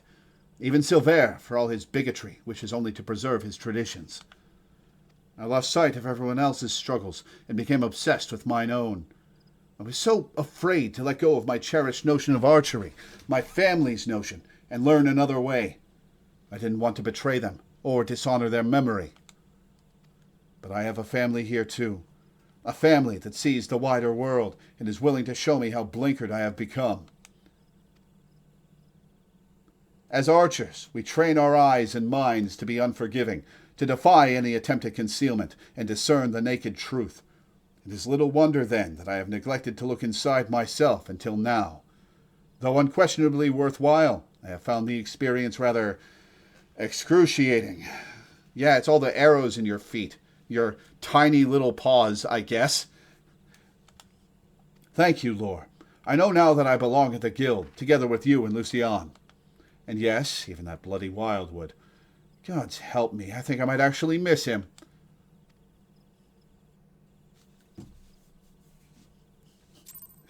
You're not beating the cat allegations, Makote people.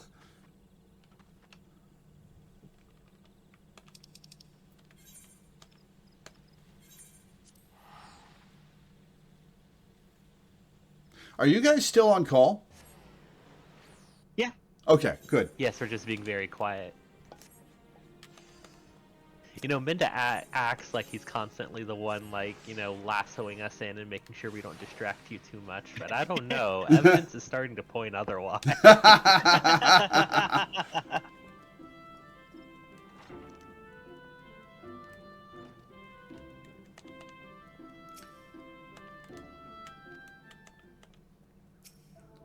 Welcome home, Lore. You need not say a word. One look at Lee's eyes was enough. Thank you for returning her to us.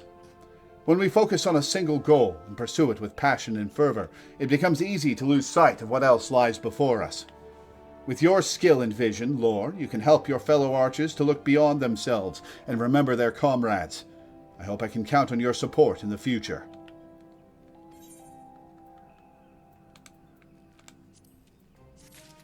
Level 32.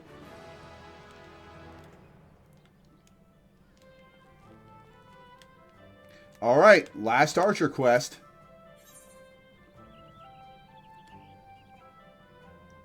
The one that got away. Da-da-dum, da-da-da-da-da-dum, ba-dum, bum, bum, bum, ba-da-da-dum. Thank the gods you've come, Lore. Perhaps you can talk some sense into this stubborn fool. Calm yourself, Silver. At least let us petition the Order of the Twin Adder for... There is no time, Lucian. Paolo would be long gone before their forces had even assembled. Alone, I can move much more swiftly, take these poachers by surprise, and force them to divulge her location. We understand how you feel, Silver, but this is too reckless. At least permit Lore and me to accompany you. You, the adventurer and the savage, you cannot understand. Silver. But I do understand. I know what it means to take pride in your home, to want more than anything to protect it, and to be consumed by guilt when you cannot. I see what you're going through, Silver, and I understand. This guild taught me to open my eyes and see clearly. I beg you, Silver, open yours. You have friends here, ready to fight. Friend is a strong word. You have us. I have never considered you my friends. Do not follow me. See?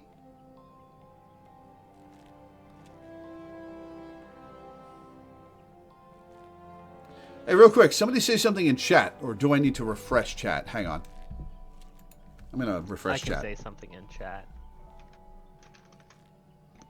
Okay. Cool. Well, his lying certainly hasn't improved. If he honestly thinks he's doing us a favor by forbidding us from getting involved, he's an even bigger fool than I imagined. Come, Lore, to the South Shroud. Da-dum.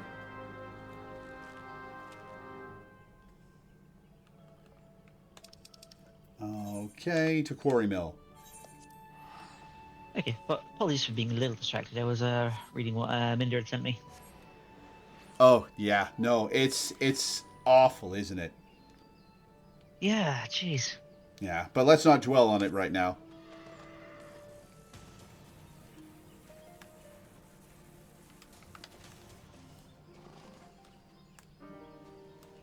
I was about to say, see, you idiot, you needed help, but he's taken down a bunch of them.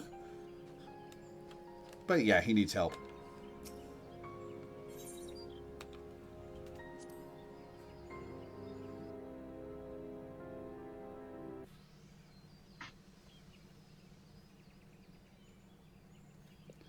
Well, this is unfortunate.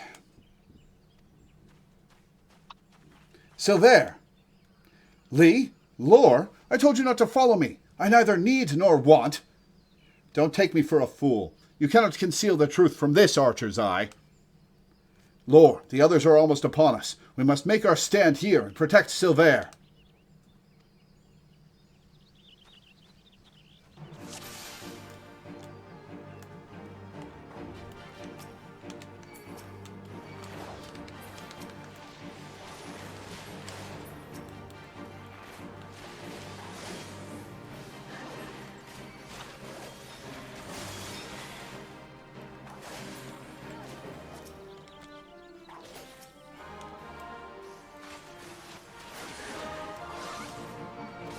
No, the enemy. Target the enemy.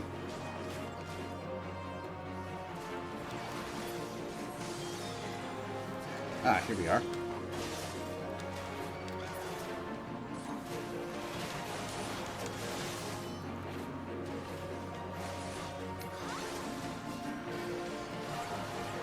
I'm drawing too much aggro, aren't I?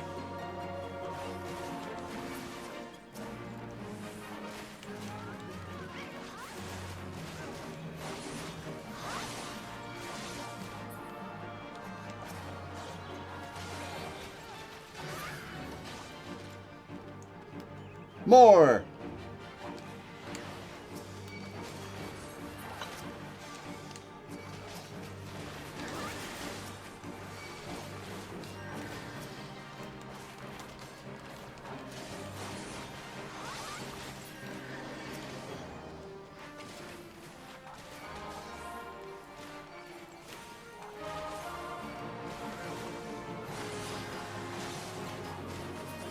Oh, I've been blinded, of course.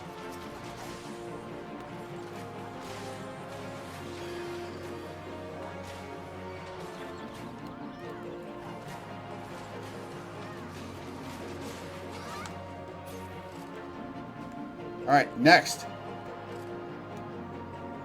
Never mind. If your stream's delayed, it's probably because of the hiccup from earlier. Try refreshing. I told you, I do not need or want your assistance. Quite why you have deluded yourselves into thinking you would be dead if it weren't for us, you moron. You're the one who's deluded, thinking you could deceive us when even a blind man could see that you cover your mouth every time you tell a lie. Observe with intent, overlooking not the smallest detail. Discern your subject's unique characteristics and recognize patterns in their behavior. I learned these things from Lucian and from you. And I'll be damned if I'm going to watch you get yourself killed. There's still so much I don't know about Gridania and Wildwood archery. So much that I need you to teach me. I suppose fixing your form is the least I can do. Why, you... Pawa's gang is already on the move. We have but one chance to catch them. Poachers throughout the Twelveswood use bone whistles like this one to communicate. With it, I believe we can lure Pawa out of hiding, assuming she has not moved on. So that's why you came to Taker's Rot, for this gang's whistle. Lore, if you are determined to help me, I have a task for you. Pawa was last seen near Isomhar. To the east of the camp, through a hollow tree trunk, is a clearing where two streams meet, and Fs are wont to congregate. We will lay our trap there, and you will be the bait. Oh, thanks. Thanks. All right. Do not fear, Lore. I swear on my honor as a Gridanian archer that no harm will come to you.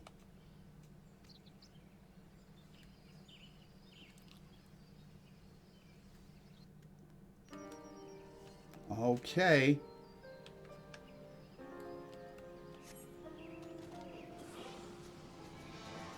Whee! So how are you guys liking the new PNG tuber, by the way?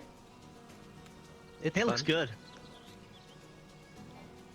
I Heiko like did a it. good job. Yeah. I was pretty far off with my estimation of what the silhouette would look like, but you know, breaks. Turns out Eh, I'm back- water type and not grass type.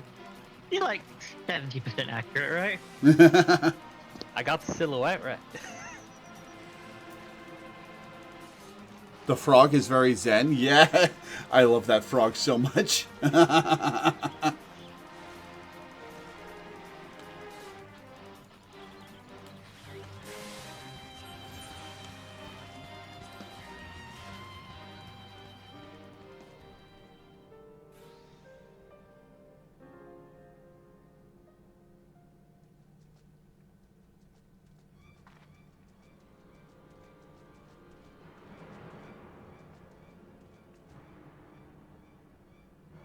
Bollocks. I knew I should have trusted me gut.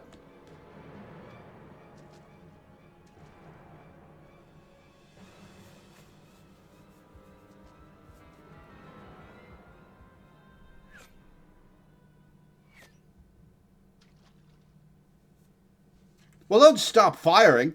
Some blokes just can't take a hint. I do hope you will forgive my forwardness, madam. No, no, sir. 'Tis most flattering. Wouldn't you agree, sisters?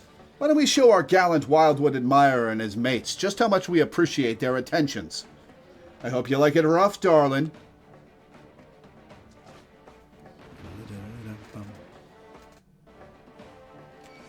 Okay.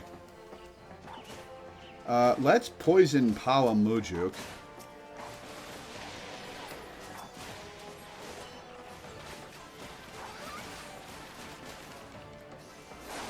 The ghost, she's called.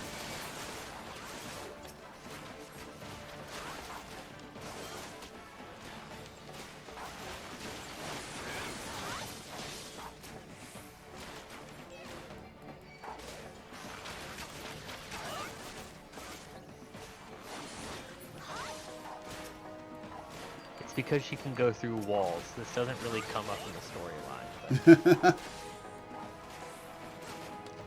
Alright, poison her again. And you get to work on these assholes.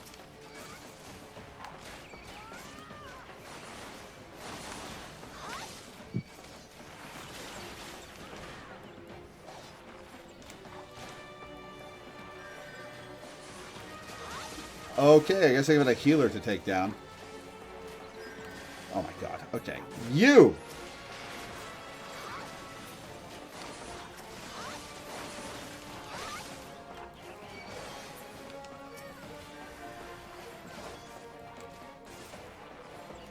Why haven't I gotten a straight shot in Coral Claw Hag? Am I fighting old ladies?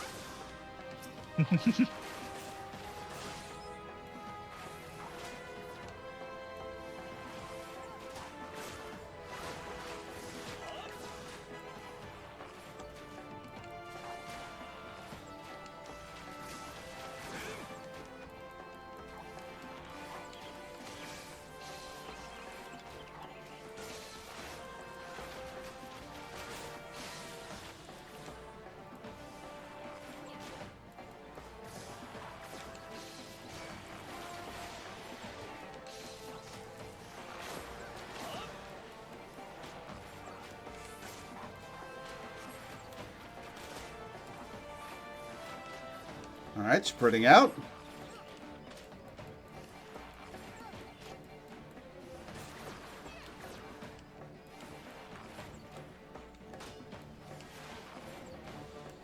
I got out of that AoE. Come on. Oh my god! Wait, who healed me? Do we have a healer on the team?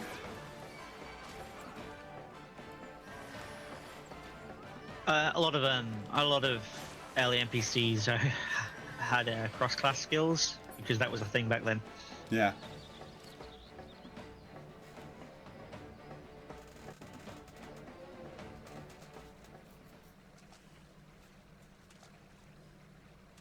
All right, so there, you're going to put an arrow in her throat or what?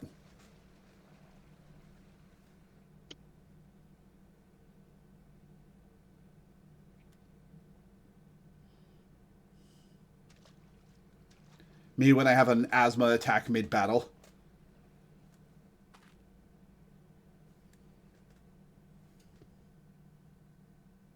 And I thought you only had eyes for me.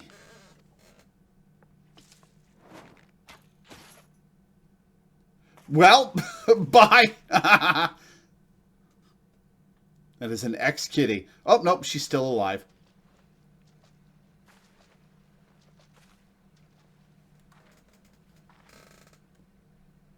I can't. I won't.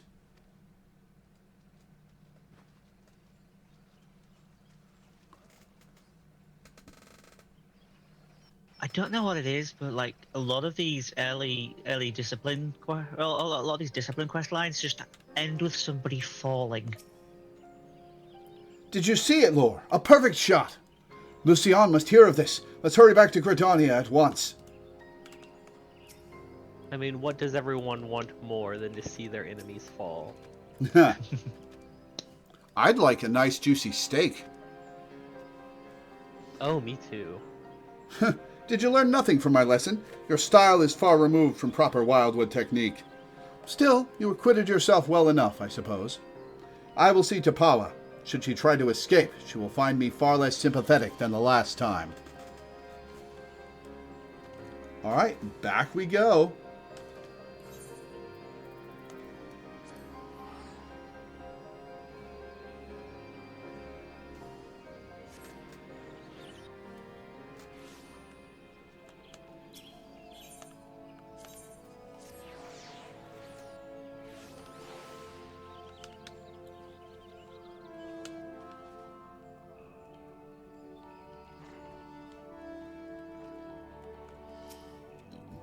Excuse me. I am relieved to see you again, Lore. Had the three of you not been united in your purpose, Pawa Mujuk would still be free, and one or more of you would surely be, dead. I am so proud of you, Lore. Not only have you mastered our teachings, you have also helped your guildmates regain the perspective that they had lost. For showing such compassion to your peers, I wish to teach you a new technique, Wind Bite. With Wind Bite, you can bring the power of the very air around you to bear against your opponents, and they will suffer on long after you have knocked your next arrow. It will serve you well in battle, I am certain. All archers walk the same path, Lore, towards improvement and discovery. As long as you have the vision to see the path ahead, you will continue to mature and excel. Yet we all grow weary and lose direction in time. When this befalls you, I have no doubt but that you will find your way back to us. Trust in your eyes, Lore. They will never lead you astray. Algan Silver Piece. Ash Cavalry Bow. Ba-da-da-da-da-da-da.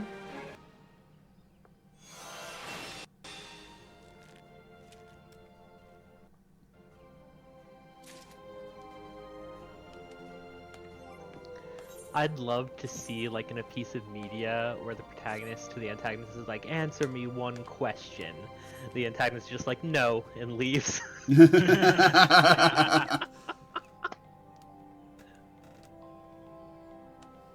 Lore would be led astray by anything, frankly speaking. All right, come on. All right, a song of bards and bowmen. Mage's Ballad and Soul of the Bard. Okay, let's get the Bard Jobstone. Well met, Lore. Would that we had the time for banter, but we're all up in arms here. Yet another Ixali dirigible has been spotted over the Twelveswood, you see. Their reappearance calls to my mind the Battle of Griffin Crossing. Well, I say battle. Most are agreed that massacre would be rather more apt. Aye, the Ixal dealt us a crushing defeat that day. Right around this time of year it was, more than 2 decades past. A humiliating episode in our history, to be sure, but heavens forbid that we ever forget it. Failure is the finest, if not the kindest, of teachers, and few things drive a woman better than its sting. But do let's speak of cheerier matters. Mayhap you've already heard, but a renowned archer has recently returned to the Twelveswood, the one they call the God's Bow. That's just a title, of course. His birth name is Jehantel, and he was once of the God's Quiver. The man was a legend even then, and there was no honor greater than being taken under his tutelage. But that's not all there is to him, mind you. Jehantel was also a skilled bard, one of the rare few capable of inspiring others to great feats through song. Upon learning that the God's Bow had returned, dozens of us flocked to him in hopes of training under a legend, yours truly included. Alas, the meetings haven't unfolded quite as we had hoped. Jehantel has refused to teach each and every suitor that has approached him thus far.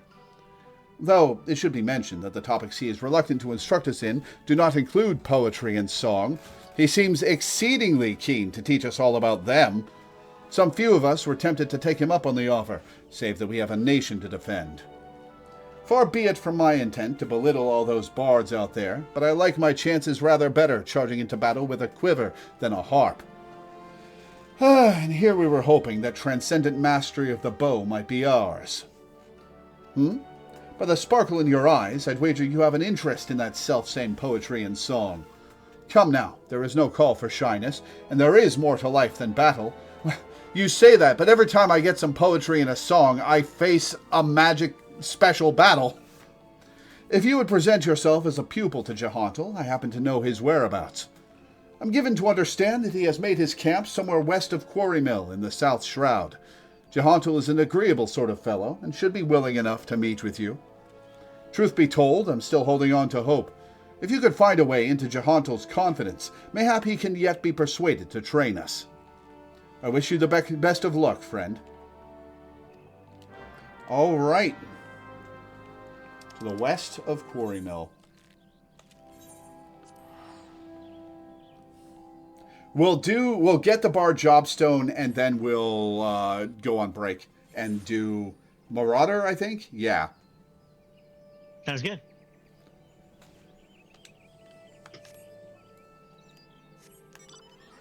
Mochi Alucard.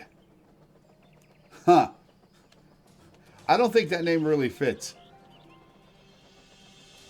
Da-da-dum, da-dum.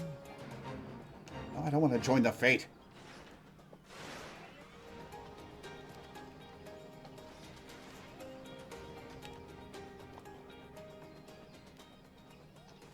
Ah, he's in the tree. Yeah, there he is.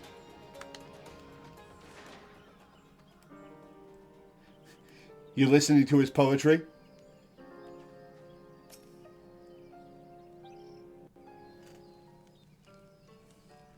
Ah, another guest.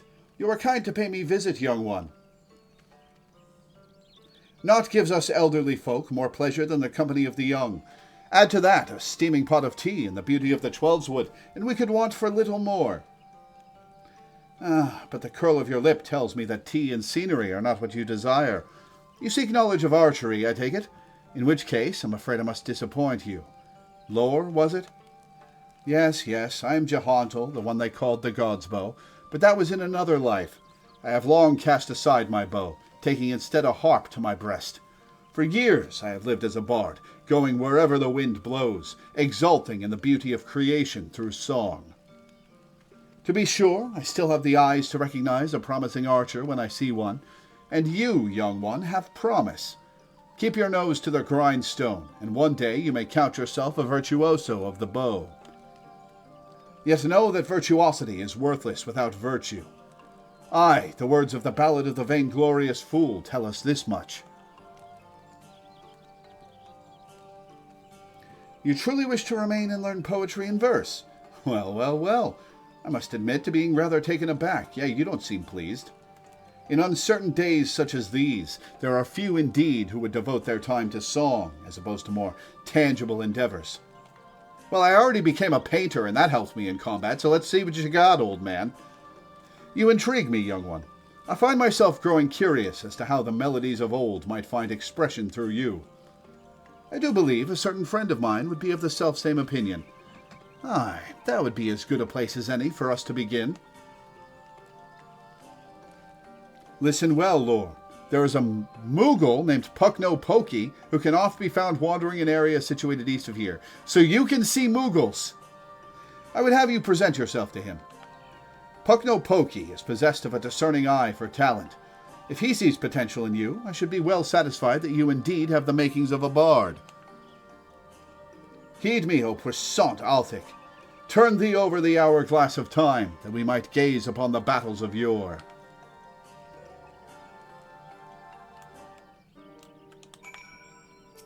I am but a simple minstrel.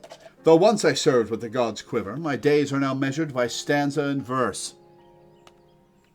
It has been long years since I last set foot within the Twelveswood, yet I could no longer ignore fate's insistent pull, and so I shall abide here for a time until certain matters are laid to rest.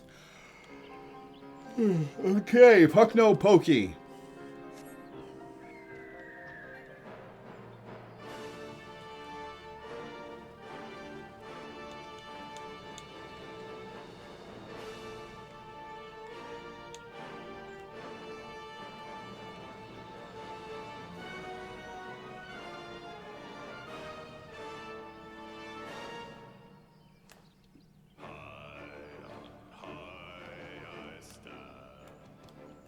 Ah, there he is.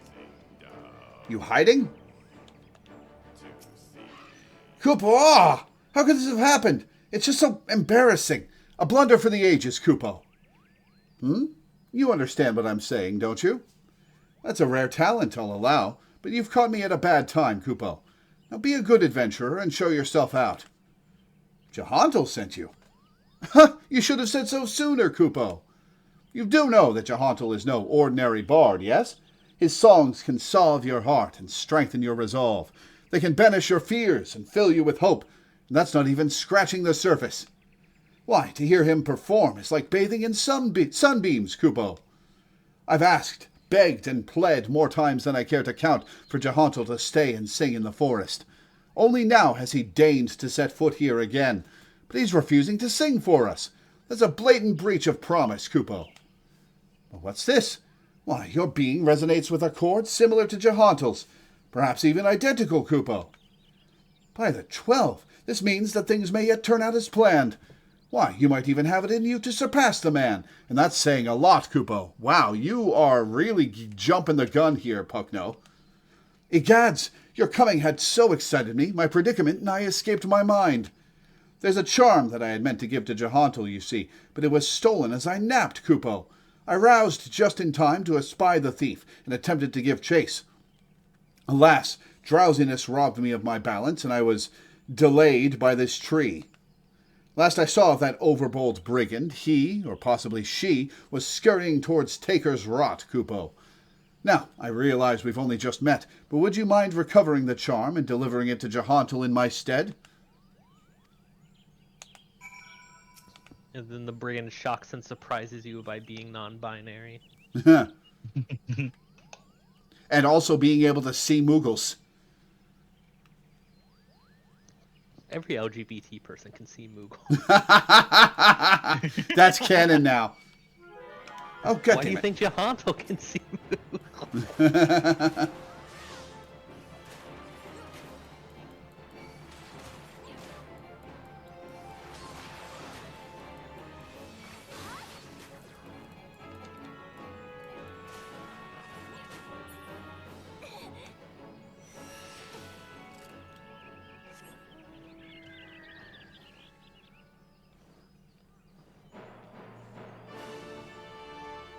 Oh, I got this one again. Come on.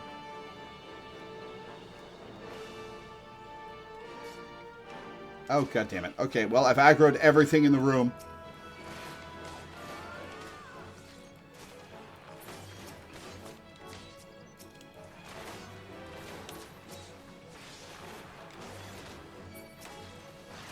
Uh-oh. Oh, ow. Oh, fuck. Ow. Oh, fuck. Ow. Oh, fuck. Ow. And I can't leave because more stuff will aggro.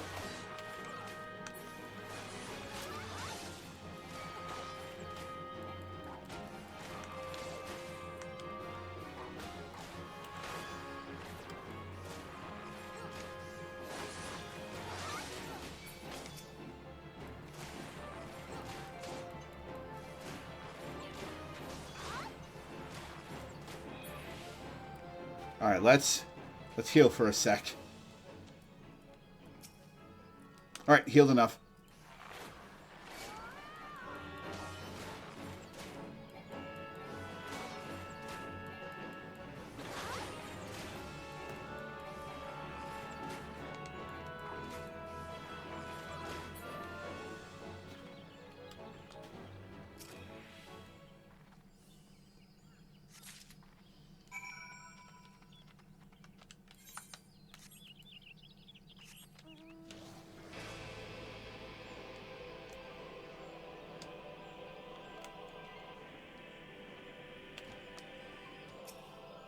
Have you recovered the charm? Oh, it's the soul gem. You did it, Kupo. Please, you must now deliver it to Jahantel. Tell him that Pukno-Poki thinks him a cunning rogue, but is excited nonetheless. So excited, in fact, that he cannot help but sing, Kupololololo.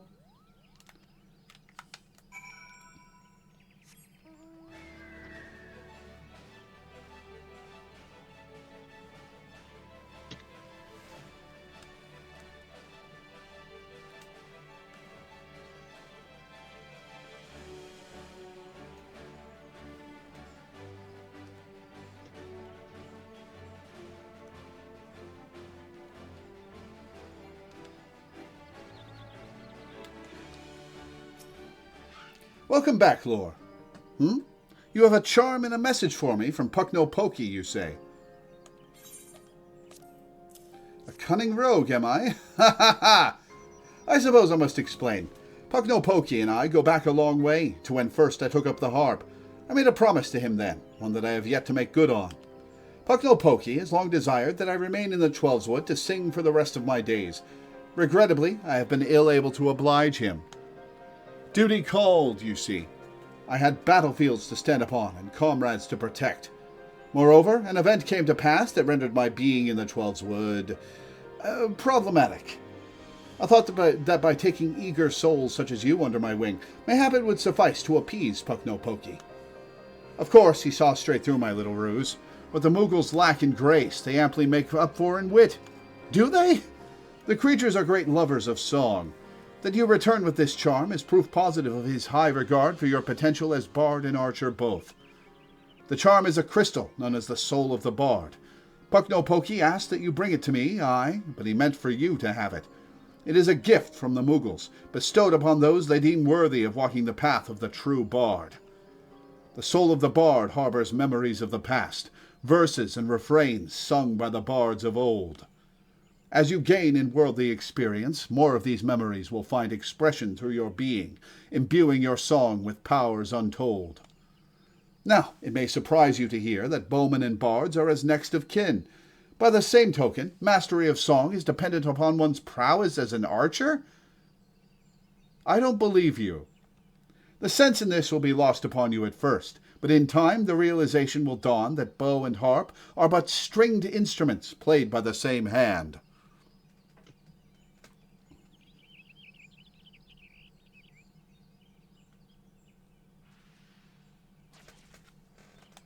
Go now, Lore, and let your body and soul drink deep of the melodies of old.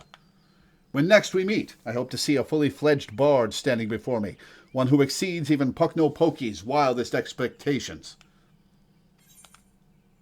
Complete. That would be like saying that forks and spears are pronged instruments played by the same hands. Yeah. Like...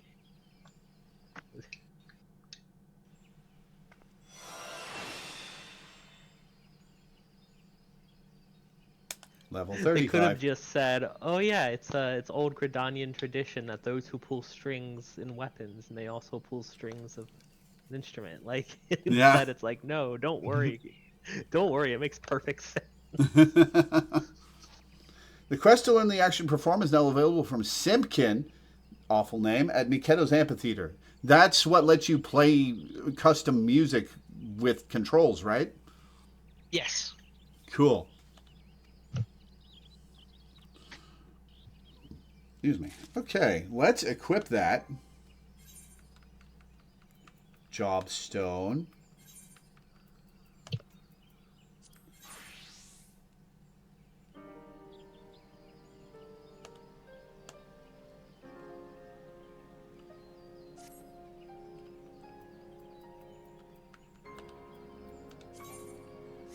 32 Bard.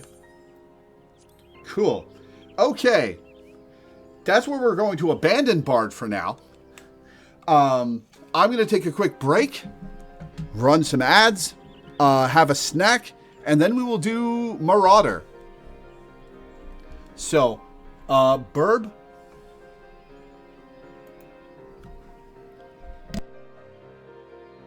See you again soon. Aye, aye.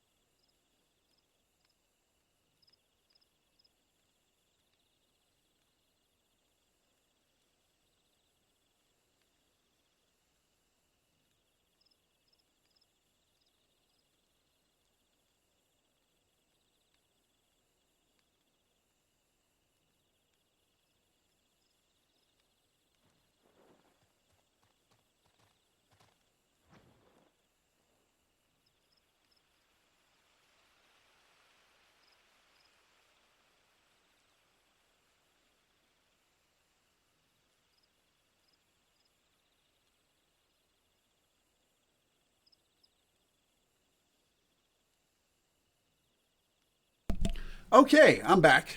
Let me bring back chat.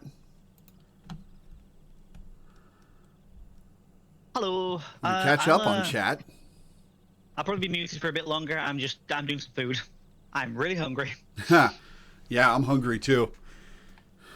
Yeah, I've been rather drowsy today, so I'm hoping it'll pack me up.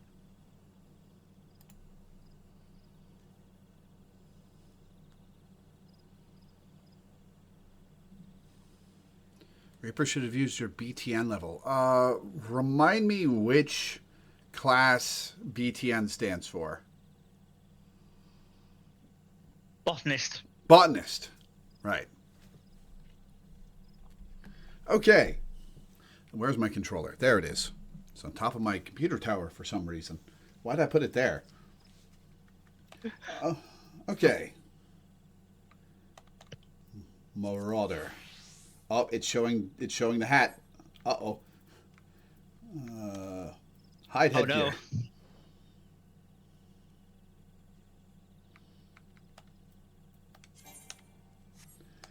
no. Okay, Marauder. Time to do the quest, My First Axe.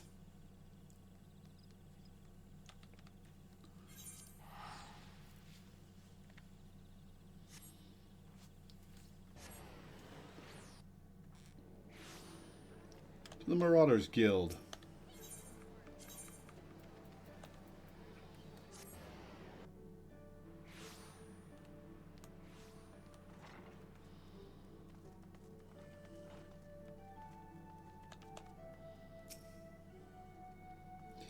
You have returned to me a different woman. Already your face shows a harder cast, a realization of the slaughter of which you are capable.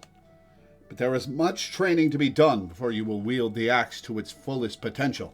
Learn well your lessons, build your strength, and make of each swing an instinctive act. Every blow of your weapon will clear another step towards the mastery of the Marauder way. Implacable, relentless, such must be your momentum on both the practice grounds and the battlefield. Reaching level 5.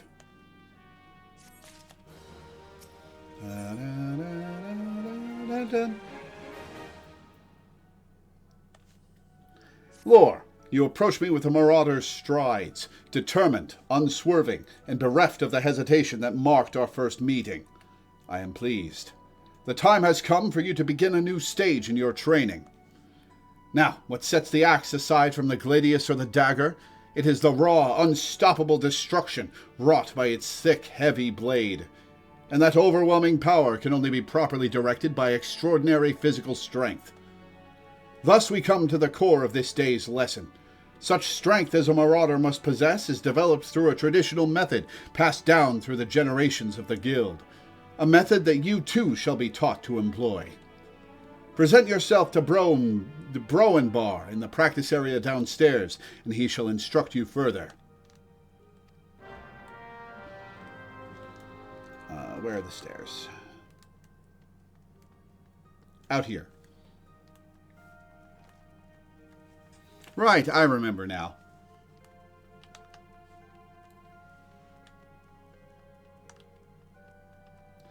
Oh, which... Berserk's the one that gives me... No, Berserk is a buff. It's... Defiance is the... toggle for, aggro grabbing. The Axemaster told me you'd be on your way. My name's Broenbar. Good it is to meet a new Marauder. Now, we axe wielders build strength and control by splitting boulders. That's right. Our traditional method involves smashing a rock with your axe. That's a good way to dull the axe. But you can't use just any old swing. You need to hit the rock just so. Rotgeim, a fellow Marauder, is waiting just outside the Zephyr Gate by the bridge over the Rogue River. She'll tell you how it's done. Okay. That's just outside of town.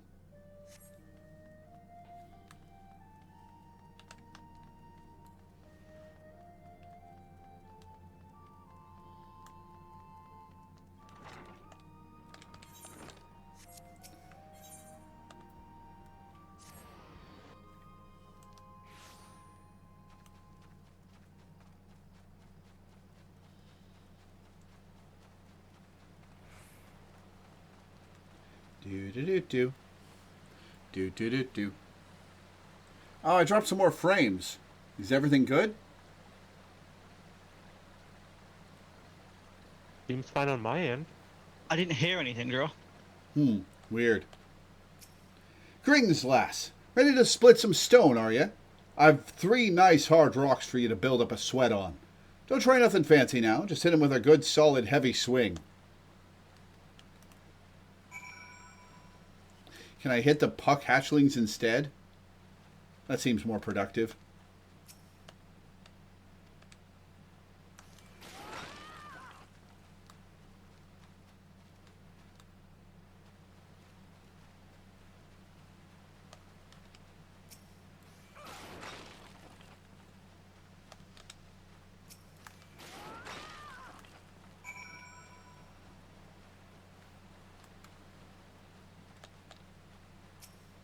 That's the way to do it, lass.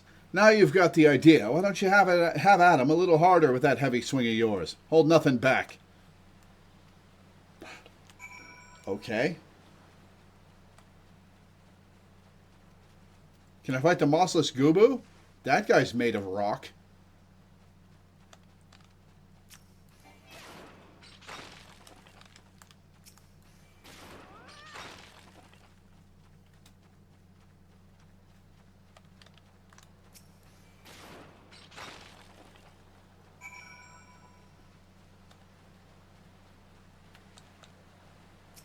I can see you're a natural. Me head's still ringing with the sound of cracking boulders. Take yourself back to Axemaster Wern's Zone and let him know you're ready for something harder.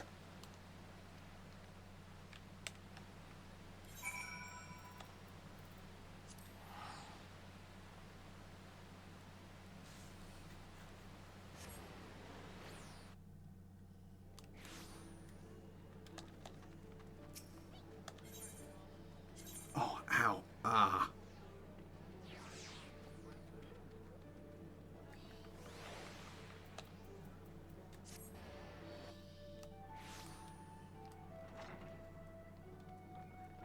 Oh, wind up Yuna. Rondo Tia. Ha. Has the training loosened your muscles and focused your mind, Lore? An urgent request for help has arrived from the Red Rooster Stead, and I have chosen you to respond. It appears a hostile group of megalocrabs has unwittingly elected itself the next test of your prowess. As this is your first outing on official Marauder duty, you shall be accompanied by a veteran conjurer by the name of Sulkvib. She awaits you on the floor below. May devastation follow in your wake. Hell yeah. It always does. Oh, just a headache pang.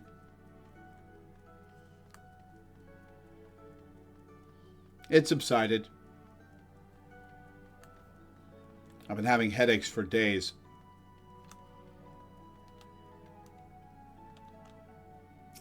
Aye, Lore, I know who you are. My brother often has me escort his fledgling marauders on their more dangerous tasks. I suppose Vernsorn expects me to give you the details then? Very well. It seems the farmers need us to clear out a megalocrab nest near the Mourning Widow and Lower Lenosia. I shall trust you to find your own way there. Just don't forget your axe.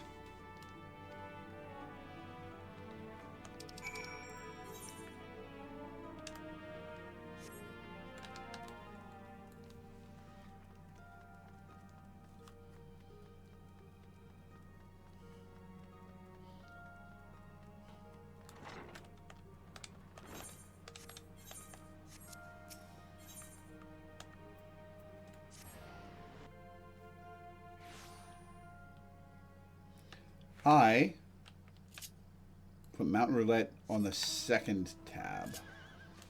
Hang on, I'm gonna... Where's Actions and Traits? Up there. No, Mount Roulette. Okay, cool.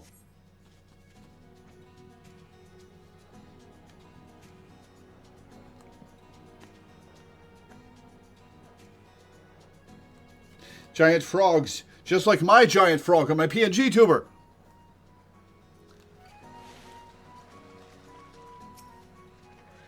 Ribbit. Ribbit indeed. How riveting. Ah. Har. Looks as if nobody's home. You have no idea how many you have no idea how much wordplay I'm throwing at Zay right now. Looks as if nobody's home. Mayhap they knew we were coming. Aid! I need aid! Oh, please, it's my grandson. Them snippers have got him. I told Sigurd not to get too close. I told him.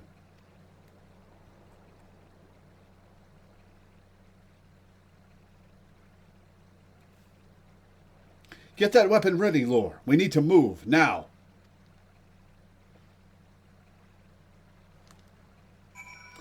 Okay. Tomahawk is ranged. Overpower is an AoE. Okay.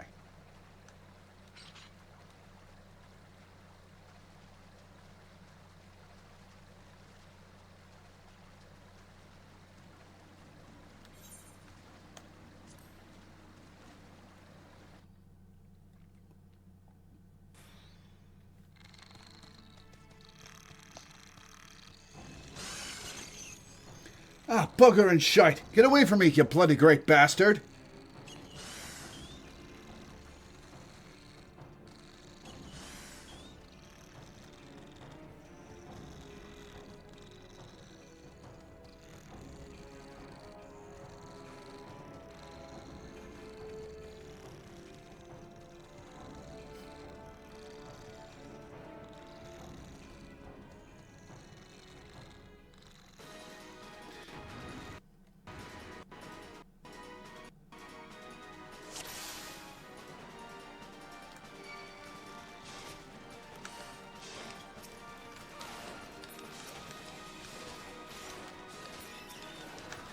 That kid just watched the hottest lady he'd ever seen show up with big ears and a big axe, and that awoke something in him forever.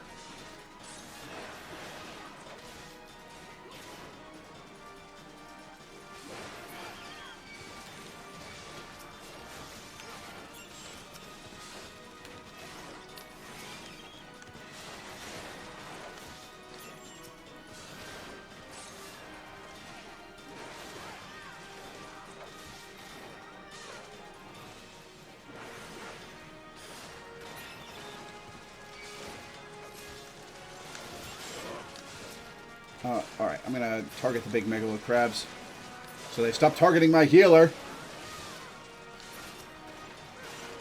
Oh, hey! Brunbar showed up.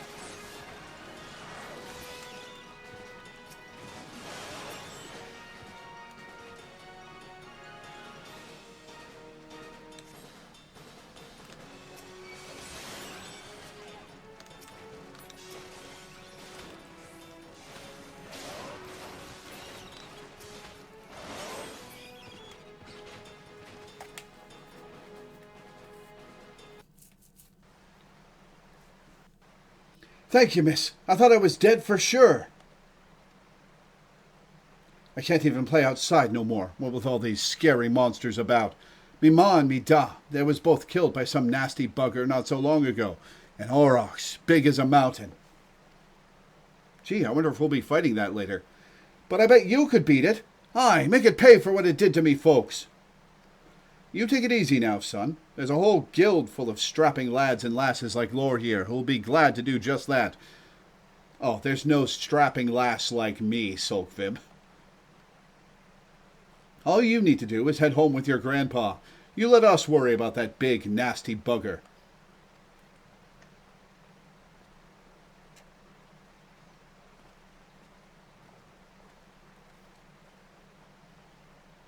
Consider your first duty as... Why are you wearing leopard print? I just noticed that. This is not an appropriate context for leopard print anything, Sulkvib. Consider your first duty a success, Lore. It's time you headed back as well, before Vernzen begins to worry I've left your corpse for the crabs. It might be curl.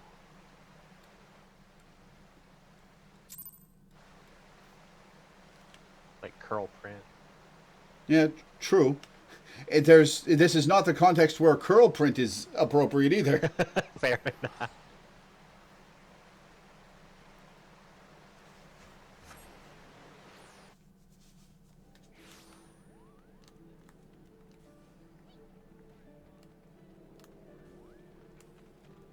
You know, I didn't really think much of it in the patch notes, but seeing it in the actual game, having the cast bar for an enemy's attack actually appear on the enemy is like, that's good design.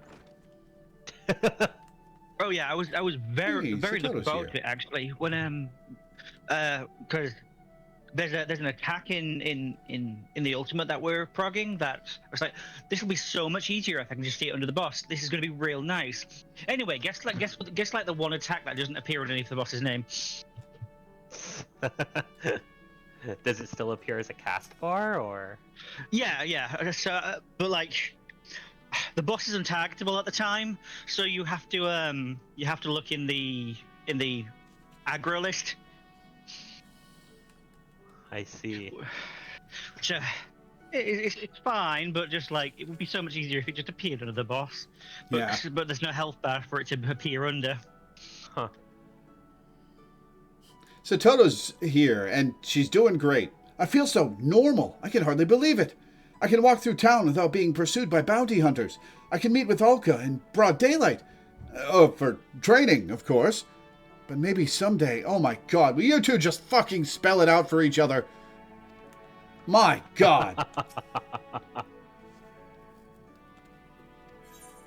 Look, he was willing to turn into a Tonberry for you, practically. You just give him a hug. Again, this time with extra feeling. What a stroke of luck that your journey led you to the precise inspiration Saruto Karuto needed to culminate his research.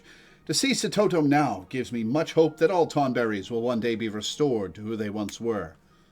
Her recovery is proceeding with even greater speed than we had hoped. Just the other day, she succeeded in summoning Lilac, and most significantly, she is happier than I have ever seen her. You ought to see her when we train. I have no doubt that she will go on to do great things. And of course, as a Mariner myself, I fully intend to be at her side when she does. My God, man, just confess! My God, you people are idiots.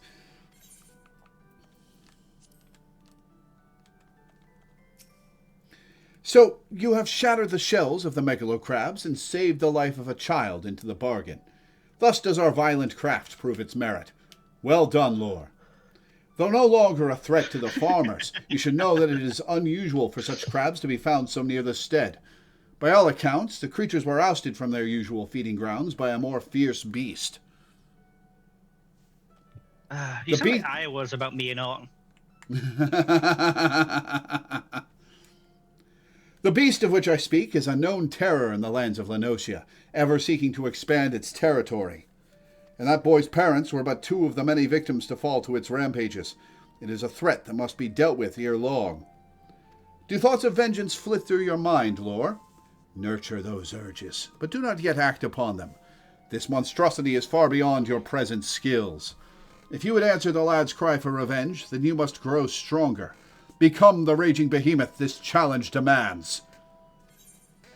If I were a more martially oriented person, these guys would speak to me almost as much as the thaumaturgist did.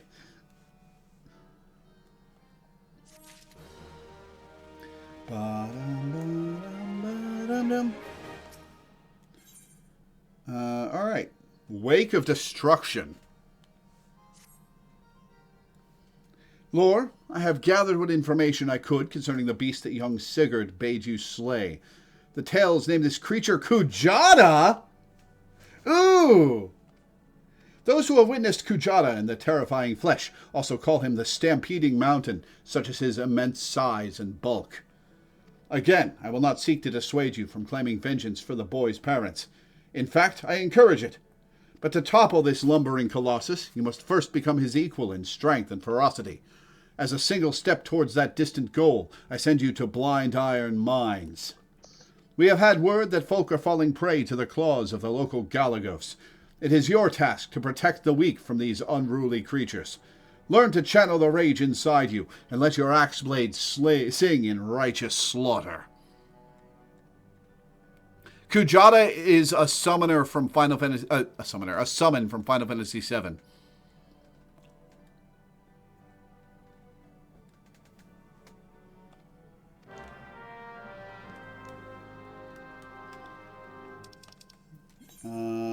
Okay.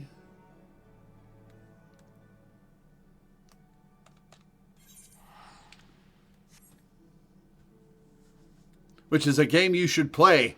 Yeah. Yeah, it was sort of a big ball thing that its attack was Multiple four elements. elemental. Yo! Lightning. Yeah, lightning, fire, ice, and earth. I don't remember getting this thing. What mount is this?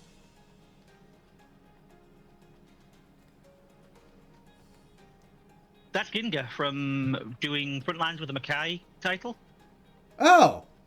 Huh. Cool. This thing rules. Now you're going to need to do the crystalline conflict and more frontline in order to get the other two.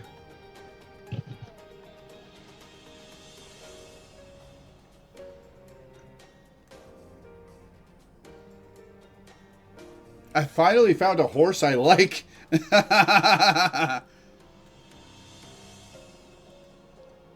not actually a horse. Going by the lore of the original show it's from, because these were the Garrow crossovers.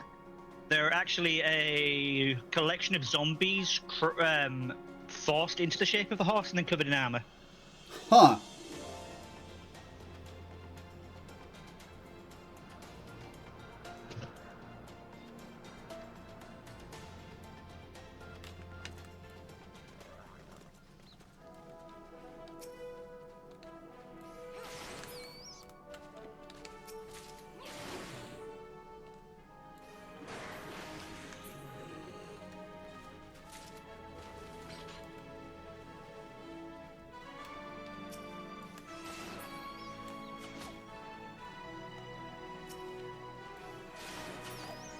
Okay.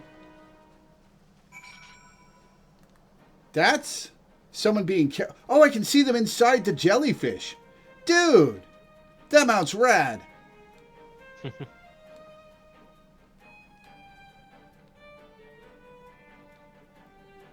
Where do you get that? It's an Endwalker thing.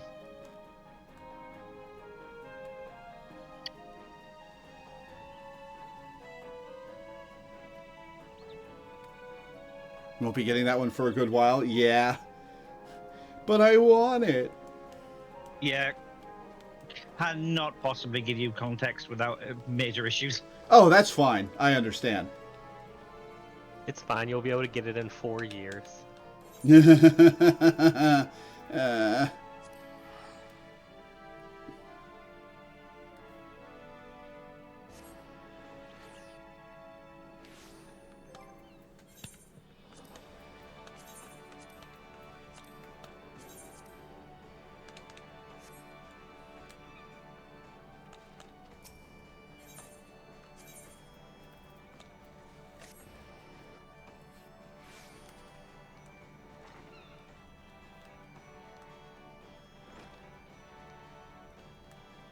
Oh, right. We were going to unlock custom deliveries today. Maybe we'll cut the Marauder quest short after this one and unlock custom deliveries, because we're 3 hours in. Welcome back, Lore. Your actions have saved many from needless injury and anguish. But though your efforts are to be commended, there is yet much work to be done. Kujata, the object of your vengeance, has trampled a farmer's wagon as he thundered through the lands of Tiller's Rest. The foodstuffs spilled from the overturned wain have attracted all manner of hungry predators. Without produce from the market, the farmers will surely suffer for coin this season. Your duty is thus clear. Put down these rapacious scavengers and preserve the cargo. All right, let's head back out, I guess.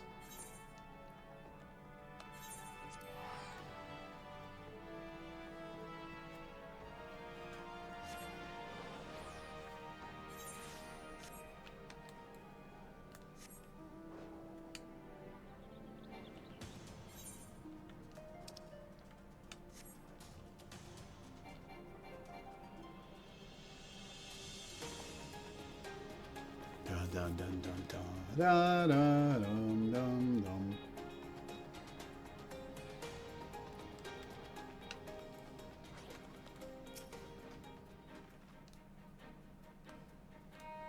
That's not a very big cart.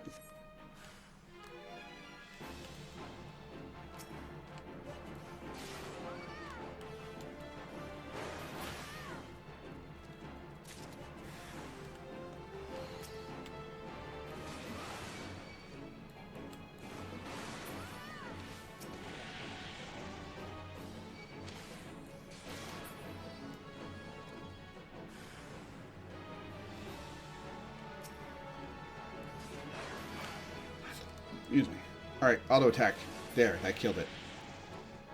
It died breathing fire.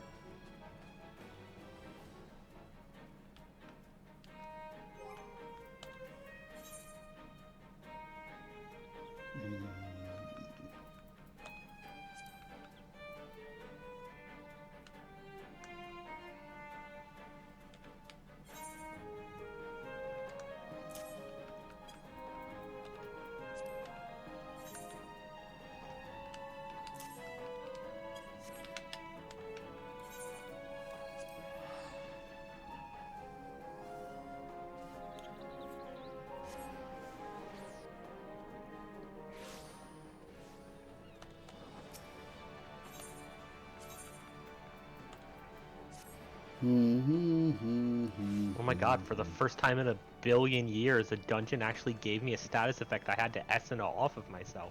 Ha! Ah, yeah, I know where you are. What the hell? Once again, your capacity for carnage has been tested and proven. The creatures you defeated, however, were merely some of the many base scavengers that subsist on the scraps left in the wake of Kujata's rampages. To face Kujata himself, you yet require far more training. But do not despair, Lore.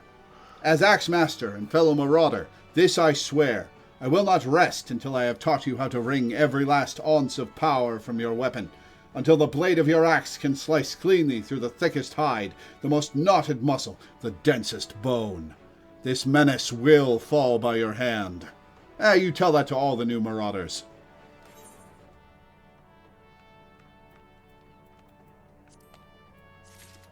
Wait, why was he facing away from me? Did you see that? He turned to face away from me while talking to me.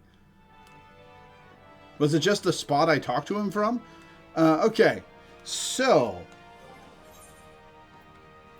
What is my highest?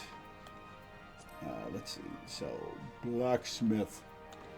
Where is Blacksmith? There is Blacksmith.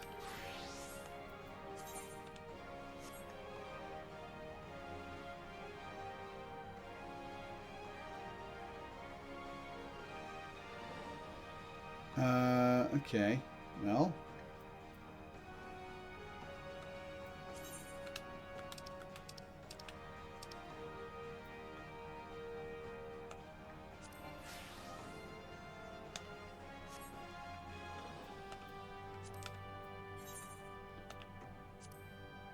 Okay, so I'm a blacksmith, so I'm a crafting job.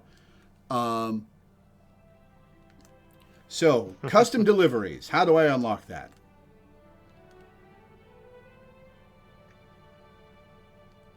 For in I which do not remember. in which expansion? I don't know. I'm just told that I should start doing custom deliveries to level my jobs. Oh man, let me open up the wiki. Zloe is in Edelshear. Okay.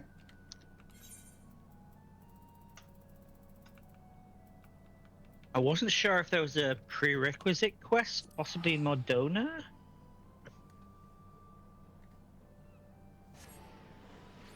All right, Milena is telling me to follow her.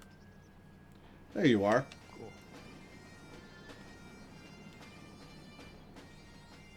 Well, that's a cool outfit.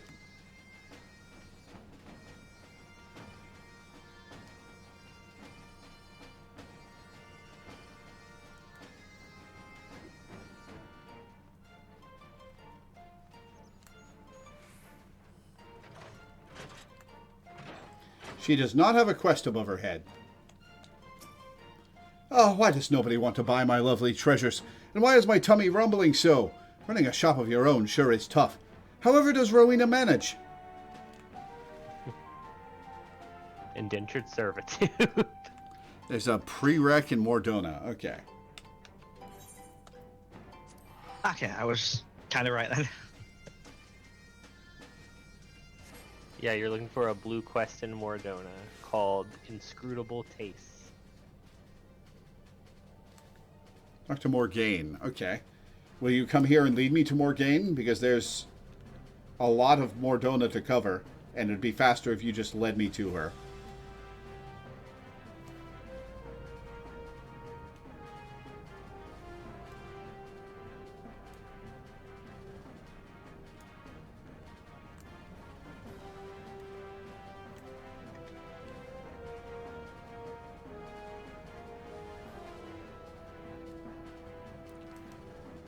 quest markers on your minimap right now? Yeah, fair enough.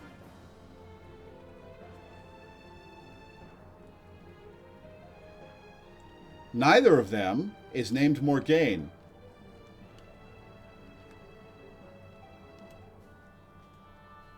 You're looking for the coordinates x10, y10.4. According to the wiki. Sorry that I can't guide you more directly.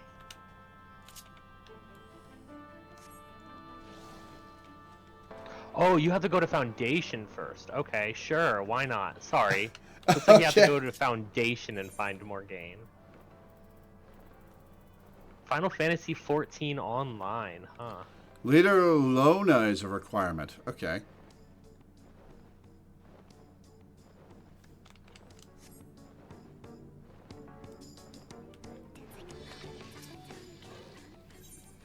Beloved of the Builder, might benefit from becoming a specialist, Soul of the Crafter. Oh, that's Specialist, which is another crafting thing.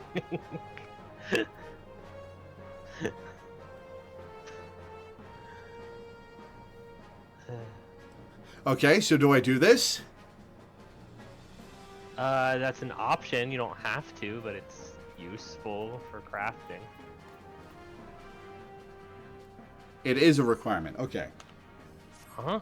Oh, the wiki isn't telling me that. Oh well, might as well. If I may, miss, you are a rather accomplished blacksmith, are you not? Have you perchance considered becoming a specialist? Such a decision is not to be made lightly, of course, but I think it might be in your best interests. Seek Alderaan, the master craftsman in Ishgard. Show him this letter, and he will show you the way.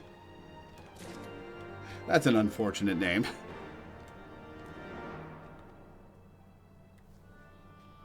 All right, to Ishgard. Great.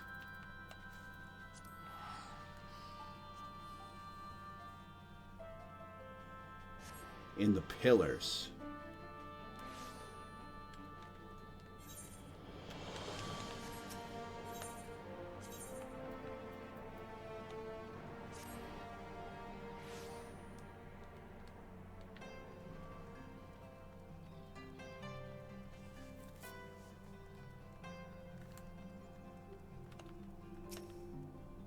While you're here, you can finally deliver that mulled wine. Let me mull it over.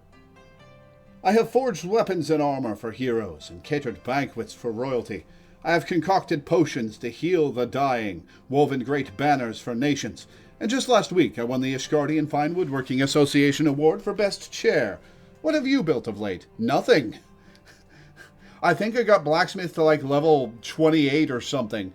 And then all my levels since then have been from Milena feeding me stuff to turn in. What the fuck? What? An hour ago, they just released a trailer for a Homestuck animated series. Oh. Huh. Boy, gee, I wonder why they did that. Hmm. I wonder what could serve as a distraction to certain PR things. Mm-hmm. Yeah. Well, let's not dwell on that. Yeah. Oh, so little Lona thinks you have skill enough to become a specialist, does she? She has yet to steer me wrong. We whom the Builder has blessed with talent are tempted to learn every trade, as we should. That said, even we masters must come to accept our limitations. One can specialize in no more than 3. You must decide which disciplines are most important to you, and which ones are but passing fancies. If the Builder does indeed... Good, sorry. If the Builder does indeed guide your hand, then I would see them set to purpose. Come, take this soul of the crafter. For now, it is but a token of what you may yet become. When you have chosen your path, present it to me, and your journey as a specialist will begin. Fortunately, the mechanics of this aren't strictly necessary for custom deliveries, so it's not like you have to have a specialization equipped to do a custom delivery. Okay.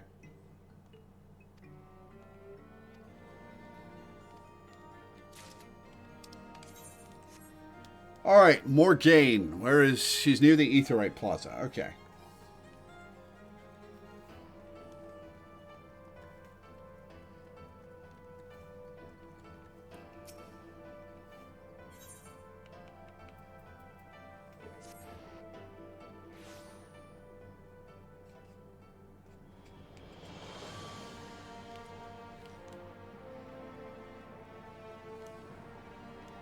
Anyways, let's not dwell on it. I don't want to talk about it.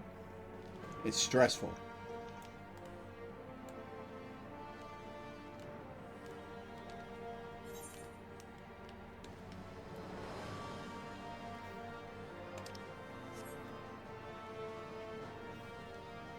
There's more game. Collectible action. Why, if it isn't Mistress Weaver. Chosen a specialty yet? But leaving that aside for the moment. Don't suppose you've heard of this new collectibles fad, have you? No? Oh, we've got to do something about that then. Here, take this letter to Leader Lona in Revenant's Toll. She'll take care of the rest. That's why we were supposed to go to Leader Lona. They're like, we gotta get you started making Labubu stat. What the fuck is a Labubu? I keep hearing about Labubus and seeing this weird rabbit thing. It's a little accessory that's kind of like a little mischievous demon child appearance. It's just literally like a little tiny little doll type thing that people feels like a modern day troll doll. A little bit, yeah, pretty much. But I think they are mostly structured in like being like charms for phones or stuff like that, you know. Attached to your belt. Greetings, miss. 24-karat gold Labubu. How may I assist you this day? Very well. It would be my pleasure to enlighten you. As you are doubtless aware, there are wealthy individuals who covet certain items, but who would rather pay others to procure them. Rowena's House of Splendors is glad to receive the custom of such individuals. To supply these collectibles, we turn to men and women such as you, who possess the talents to craft or procure them. Compensation will be commensurate to the collectability of items provided and paid in scrips, which can be exchanged for all manner of fine wares. You may sell these items to the house at any of our branch offices, including those in Limsa Laminta, Gridania, and Ul'dah. Please be advised that these terms are not negotiable, miss. We appreciate your understanding.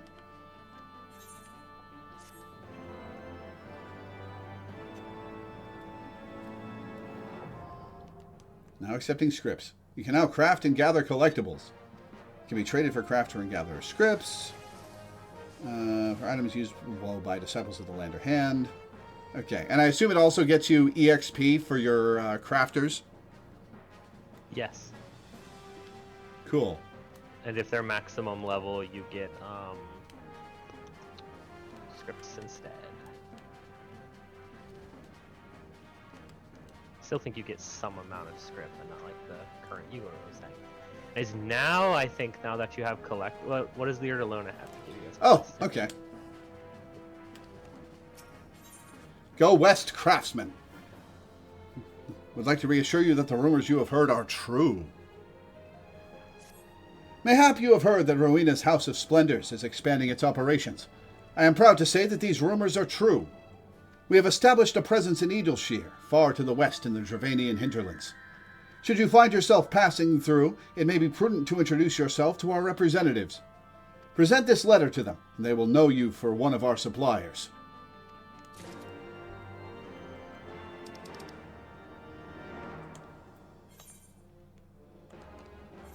All right, the Edelshear again. Back and forth across the world. When will we do things? My nemesis, a Makai White Mage.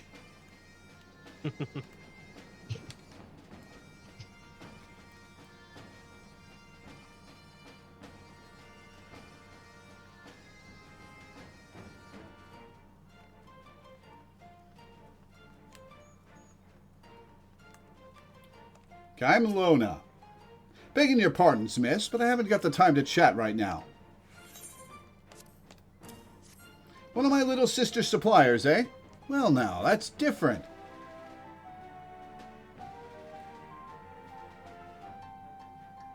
Pleased to make your acquaintance. As you can see, the house has come to Edelshear, but we've only just gotten started. It is our hope that with the help of hard-working folk like yourself, it won't be long before we're the center of trade in these parts. And we'll do it by becoming the premier source of collectibles. Bring us whatever you've got, and we'll pay you fair value in scripts. May this be the beginning of a long and prosperous relationship.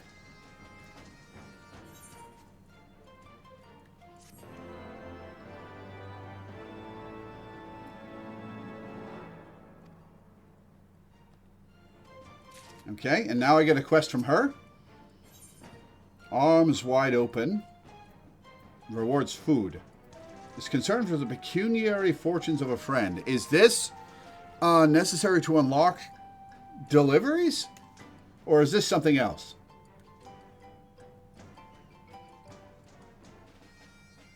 With how these are entangled, give me a second. Let me have a look.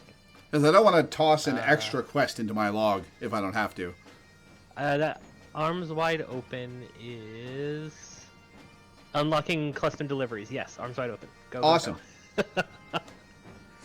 Well, today one of our Finally. most reliable collectors. What do you mean? I haven't delivered anything yet. Got anything good for us today? Actually, hold that thought. Just remember that I've got something for you for a change. A favor to ask. You wouldn't happen to know a girl by the name of Loreweaver, would you? Sweet little thing. Born into poverty, she worked her tail off for my sister until she'd paid off every last gill of her family's debts. Recently, she struck out on her own, renting out a corner of the hard place to run her own shop. Girl's got a nose for coin that's a match for anyone in the realm, but she can also be a bit scatterbrained, which is what's keeping us up at night. We'd like nothing more than to stick by her side till she gets her new operation off the ground, but needless to say, we've got plenty on our own plates. That's where you come in. So what do you say? Think you could pay Zloe a visit and see that the girl's making ends meet? It'd mean a whole lot to Rowena and me. All right. Off to Zloe again.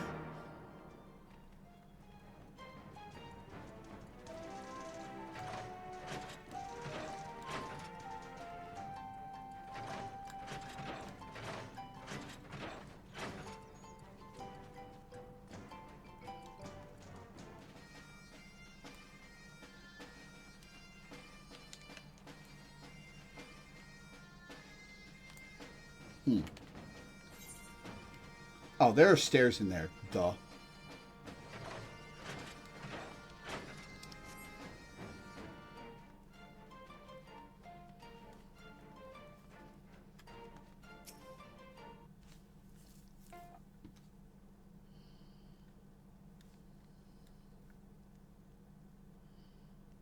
Why, yes, I'm Loreweaver. However did you know? Am I famous? Oh, that's so exciting. And also somewhat terrifying, but most certainly exciting. Oh, but pray tell, whoever might you be? Mistress Gamlona sent you to look after me. Why, how sweet of her to ask. And you to come, of course. Speaking of sweets, have you tried Adkarog's pineapple pudding? It's so smooth and sensuous and... but where was I? Oh, of course, I'm doing quite well. Thank you for asking. With the loan I took out from Mistress Rowena, I rented out a room here in the cellars of the Hard Place. Can you guess what I'm using it for? Actually, let me just tell you. I'm running an orphanage. I call it Menfina's Arms, because it's like she's holding the orphans and keeping them safe in her arms. Get it? I'm still new to this, but I've already learned so much.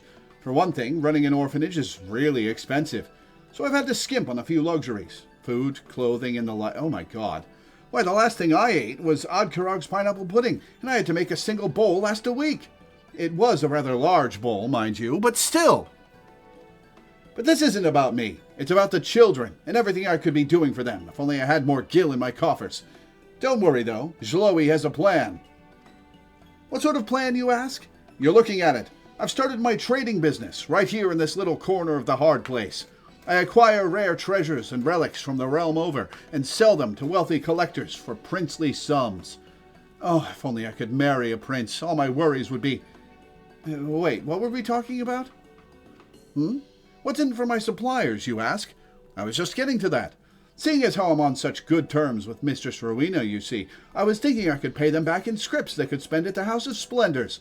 I haven't actually asked her yet, of course, but I'm sure she'll say yes. Did I mention that we were really, really good friends? You know a thing about crafting, too? I knew this was Zloe's lucky day. Almost as lucky as the day when that nice old man paid 10 times what that stone was worth. A whole 100 gil, just because I reminded him of his granddaughter. Anyhow, what do you say? You can be Zloe's #1 procurement specialist. Why, because I'm the only one? You'll do it, won't you? For the children? Oh, you're the best. The absolute best. I knew it the moment I saw your face. With you on my side, Shloe's House of Almost Splendors, I'm still working on the name, will be turning a profit in no time, and Menfina's arms will spread wide to hold every poor orphan in a loving embrace. Anyhow, let's make this official. Lore, was it? Shloe is oh so looking forward to doing business with you. Did I say that for every collectible you bring to me, I'll pay you in scripts redeemable at Rowena's House of Splendors? I did? Good, because that's exactly what I'll be doing. Provided Rowena approves, of course. Which she will, I promise. That's how Rowena pays her hard-working employees, after all. No gil, just scripts. Why, I can still remember her counting them out. 1 script, 2 scripts, red scripts, blue scripts. She'll be positively thrilled that Shloe's following in her footsteps. I just know it. My God.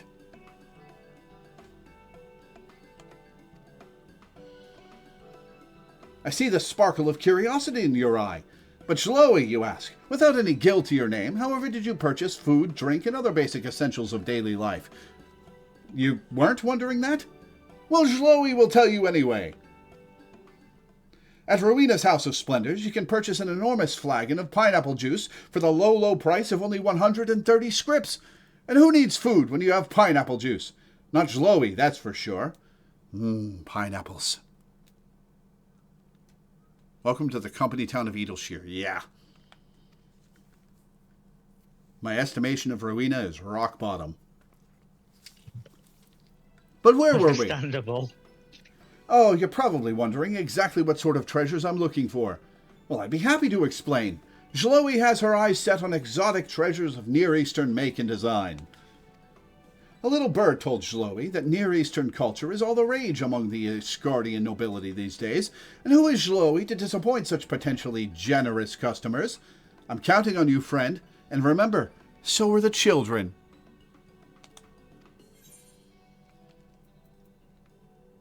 If she's giving me food, why isn't she eating it herself? All right, custom deliveries, huh?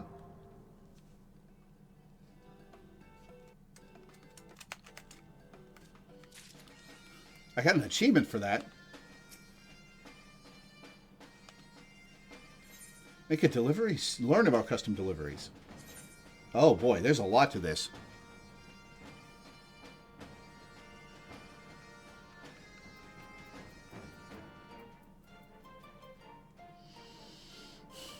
Okay, satisfaction level.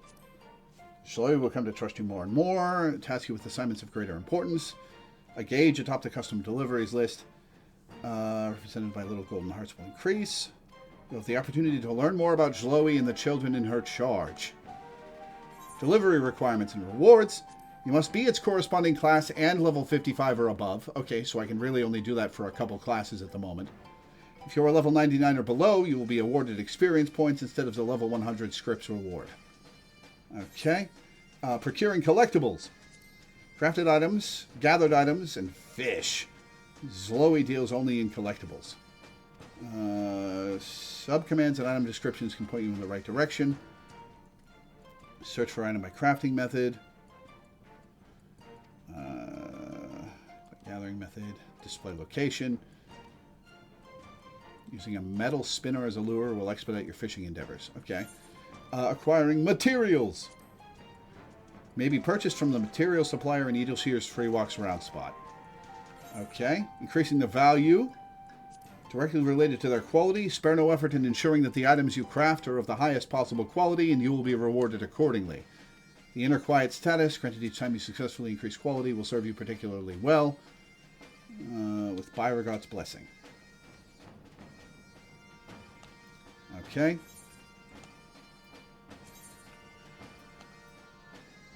Beauregard's blessing is his thighs. Anyways.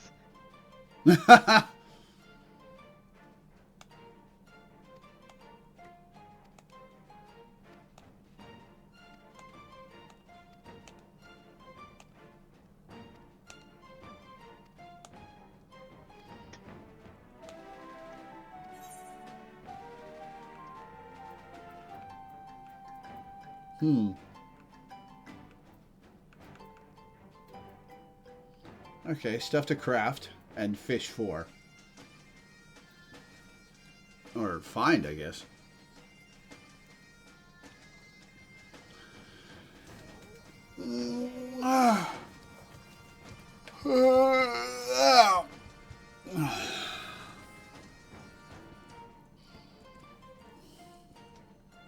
Okay. All right. Oh, and let me open up some space in my... All right. Hang on, Milena. I'm going to open up some space in my armory chest for the gear you're about to give me.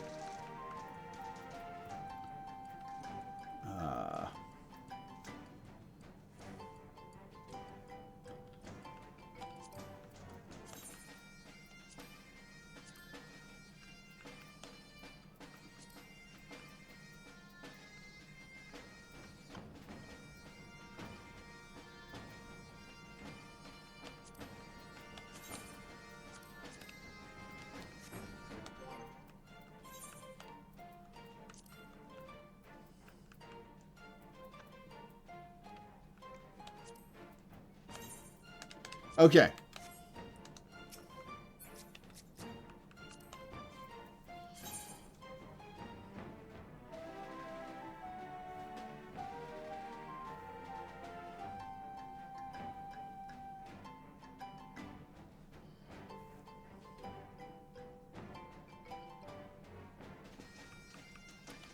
Thank you.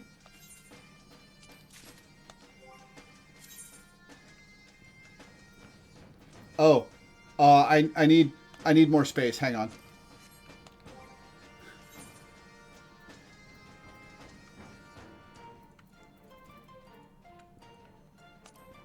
I'm also going to discard some weapons.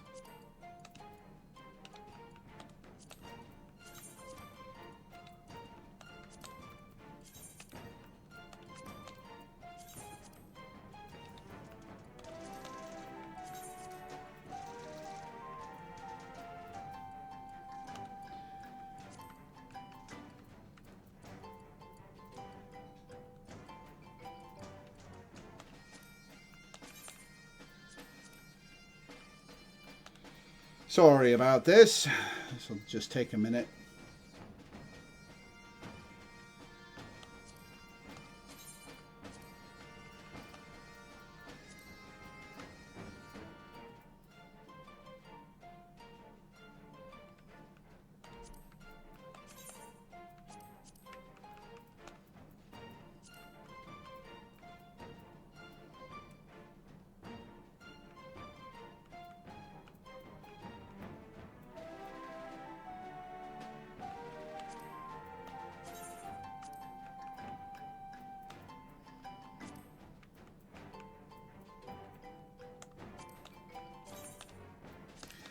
Okay. There we go.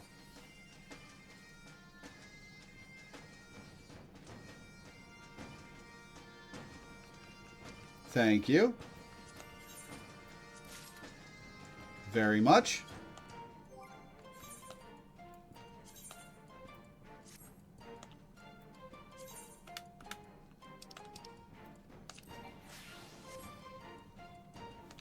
Where to buy crafting material? Okay, lead on.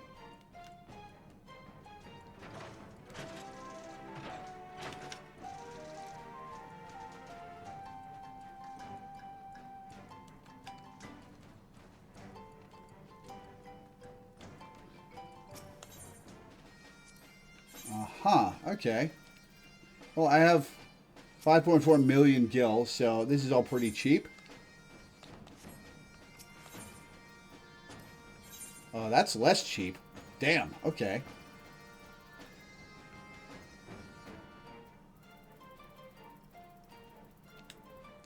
Cool, thank you. Oh, it's just purchase item 1? Okay.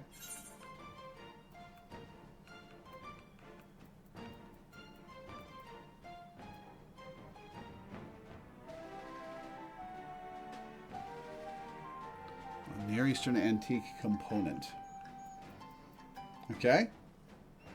How many should I buy? And 12 of them. Okay. Are you buying the component or the component?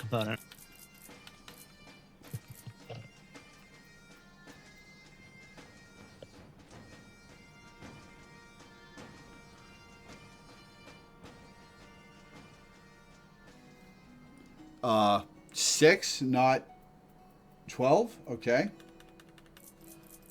Just confirming that that's what you want me to do.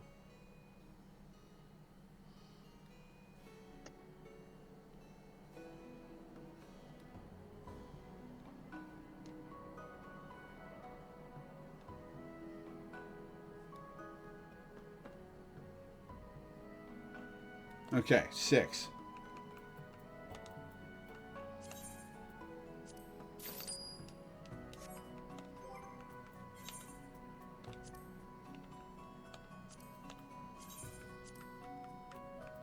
Okay, I've got that.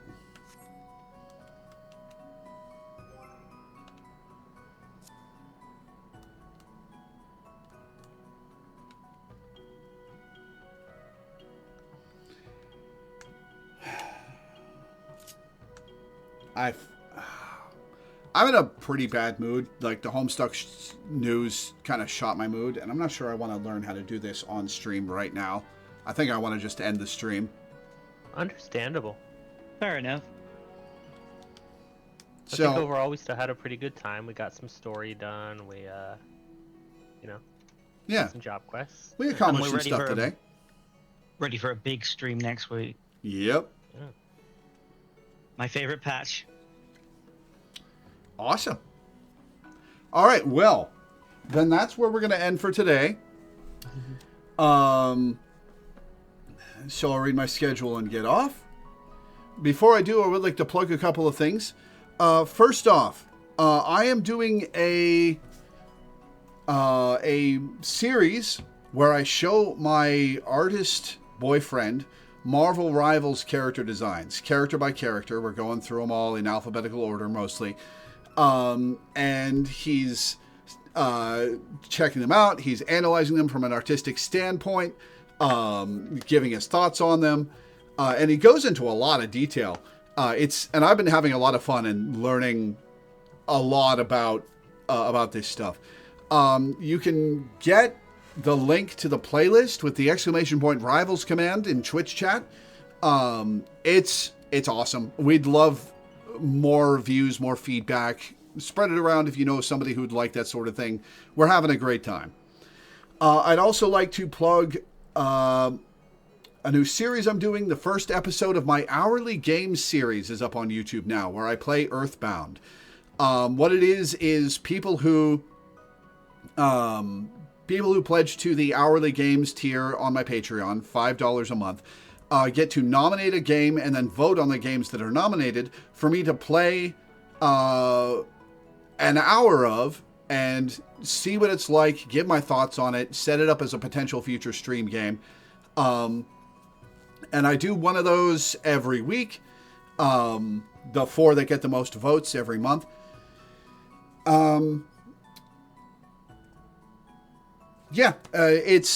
It's something new that I'm doing, and I'd love to get more people in on it.